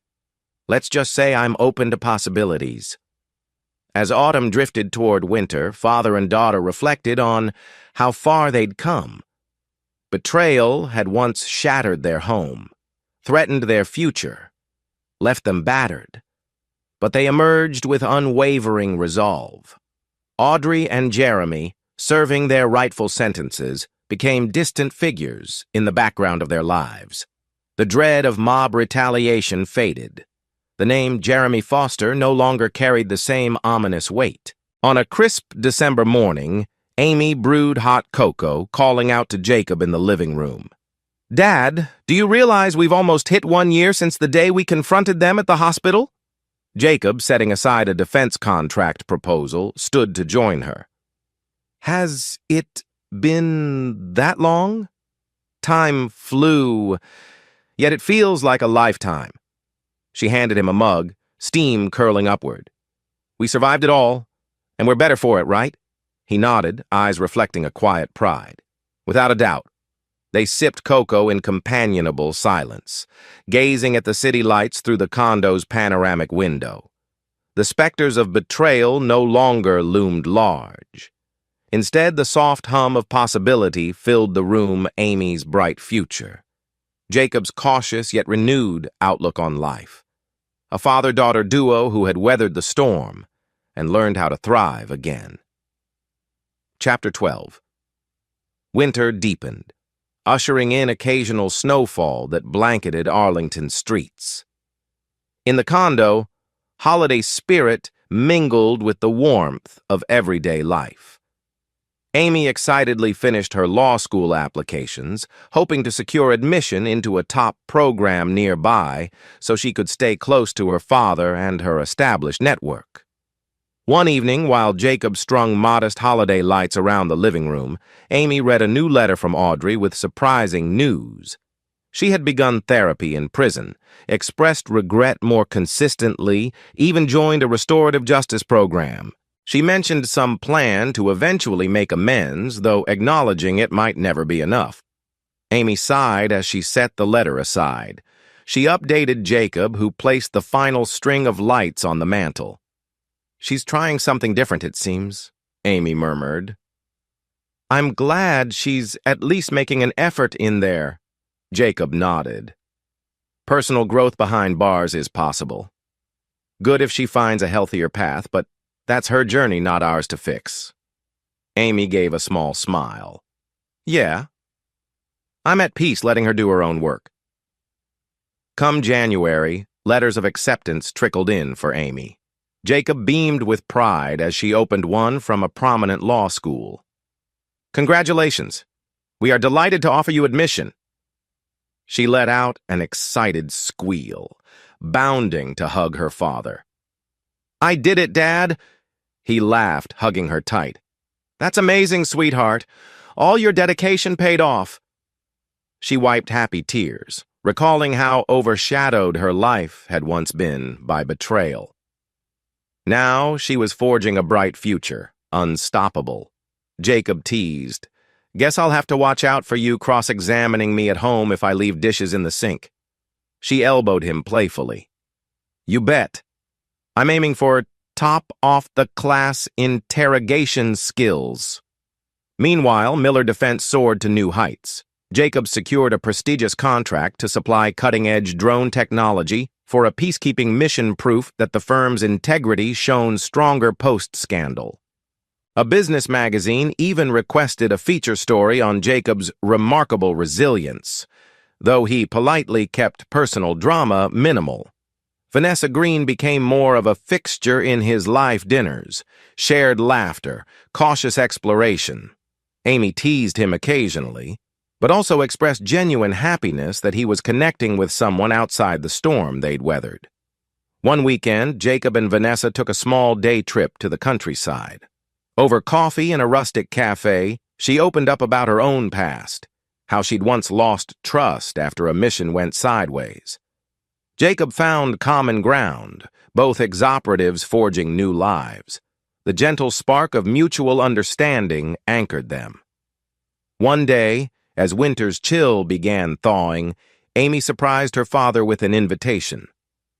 "Dad, there's a small talk on campus about survivors of betrayal and trauma turning adversity into advocacy. I'm one of the student panelists. Care to come watch?" Jacob's eyes brightened. "Of course I'd be honored and proud." She beamed. "Your presence always boosts my confidence." On the day of the event, a modest lecture hall filled with curious students and faculty. Amy, wearing a neatly pressed blouse, joined two other panelists who had overcome personal crises. She spoke eloquently about finding courage after betrayal, how therapy and unwavering support from a loved one, her father, enabled her to reclaim her narrative. Jacob, seated in the audience, heart swelled with emotion, hearing her articulate growth from trauma victim to resilient advocate. The applause at the end was warm and genuine. Afterwards, she found him in the foyer, giving him a quick, grateful hug. "Thanks for being there. I hope I did okay." He kissed the top of her head, pride glowing in his eyes. "You were incredible, Amy. Your story will inspire others." Spring arrived with subtle breezes and blossoming trees. The condo felt like home. Memories of the trial and the safe house days began to fade, replaced by a rhythm of normal life. Father and daughter cooking dinners, teasing each other about chores, exchanging updates on work and studies. One afternoon, Ryan visited, delivering final news about Jeremy's status. He's fully locked in federal prison, no chance of parole for at least a decade. Audrey remains in state custody, working in some prison job. Zero sign of them causing trouble. Jacob nodded, relief solidifying. Then we're truly done. No further entanglements aside from any victim restitution that might come from the seized funds. Ryan smiled. Yes, you can officially close this chapter. Congratulations, my friend. As the months passed, Amy prepared for the transition to law school in the fall. Jacob helped her gather resources, find a potential new laptop, coordinate scholarships. She teased him about paying her eventual tuition. He retorted that with his successful deals, he could handle it. In the quiet moments, he reflected on how close they'd become. The betrayal that once tore their family apart ironically welded them into a formidable team. He recognized in Amy a determined spirit reminiscent of his younger self, except she also carried a gentler empathy he once struggled to show. Occasionally, she'd mention visiting Audrey again. Each time, she decided not yet. Jacob neither pushed nor discouraged. He trusted her instincts, letting her healing unfold on her terms. One weekend in early June, Amy graduated from her undergraduate program. The ceremony was modest, but meaningful. Jacob sat in the audience, eyes shining with pride as she walked across the stage. Afterward, they celebrated at a small gathering with her close friends. Laughter and camera flashes abounded, capturing a triumphant milestone. Over a slice of graduation cake, Amy leaned into her dad's side, beaming for photos. She felt the swirl of gratitude for how he'd safeguarded her future from the darkest times. He, in turn, was awed by her resilience. That night, returning to the condo, Amy said softly, "I wish Mom hadn't chosen that path. Part of me wonders if she'd be proud of me graduating." Jacob set a gentle hand on her shoulder. "I'm sure she'd be proud, but pride doesn't erase her mistakes. You achieved this. Enjoy it for yourself." She nodded, eyes misting with emotion. "I will, and I'm thankful you're here." In midsummer, a final, unexpected event arose. A formal restitution hearing. The seized offshore accounts and any leftover assets from Jeremy's laundered funds required a court's distribution. Jacob wasn't too concerned, he'd already stabilized financially, but legally some portion of the recovered money might come to him or the company. At the brief hearing, the judge outlined how the illicit funds would be split. Partial compensation to Miller Defense for the fraud. Another fraction would go to cover Jeremy's outstanding legal fines, with a nominal portion set aside for Audrey's restitution obligations. Jacob accepted it with a detached practicality. Money no longer felt like the central issue, he cared more about closure. Amy watched, quietly reflective. Funny how they tried to ruin us for money and now it all circles back. Feels anticlimactic. Jacob shrugged with a faint, wry smile. Crime rarely pays in the end. With that, they closed the last legal loose end. The clerk stamped the final order, and father and daughter left the courthouse, stepping into the sunshine with an unburdened sense that every aspect of the betrayal was now resolved. Late July found them planning a short vacation, something purely for leisure. They chose a scenic mountain lodge, away from city bustle. For a full week, they hiked forest trails, took photos of waterfalls, and lounged by a cozy fireplace. Amy read a stack of legal thrillers for amusement, occasionally rolling her eyes at the dramatized depictions of trials. Jacob accompanied her on morning jogs, reminiscent of his old CIA training runs, but in a far more peaceful setting. One evening, while stargazing outside the lodge, hot chocolate in hand, Amy said quietly, "Dad, I feel like I can breathe deeply for the first time in forever. No fear, no shadow overhead, just the night sky." Jacob, leaning back on a bench, breathed the crisp mountain air. "I'm right there with you. We've come so far." She nodded, a tranquil smile on her face. "Thank you for everything. You saved me, you saved the company, and you saved us." He patted her knee. "We saved each other. I might have had the skills, but your courage kept me going." They watched the stars in companionable silence, a father and daughter who had redefined their family bond from the ashes of treachery. By August's end, life had settled into a normalcy they once doubted they'd see again. Amy was set to begin law school orientation soon, enthusiastic about championing justice in her own right. Jacob expanded Miller Defense further, the scandal fully behind him. Occasionally, he still connected with Vanessa Green, cautiously exploring the potential for real companionship. On a breezy Saturday morning, father and daughter strolled through a local farmer's market. The stalls brimmed with fresh produce, homemade pastries, cheerful chatter. A year ago, they might have scanned for threats or reporters.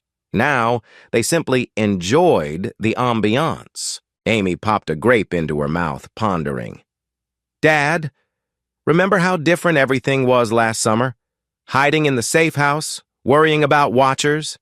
He gave a soft chuckle. "Yes, and it's almost surreal we're here, shopping for fresh peaches, no tension. We overcame it." She slipped her arm through his. "We did. And I never want to forget how precious normalcy is." He squeezed her hand, looking around at the bright stands, feeling an immense wave of gratitude. "Nor do I. This moment, this is what life is supposed to be like." As they continued through the market, a sense of final peacefulness enveloped them. The shadows of betrayal had long receded, replaced by warmth, by promise, by the unbreakable bond they'd forged. Father and daughter, ex-CIA father-turned-triumphant CEO, and a determined young woman soon to be a lawyer, stepping confidently into a future defined not by betrayal, but by resilience, hope, and unwavering love.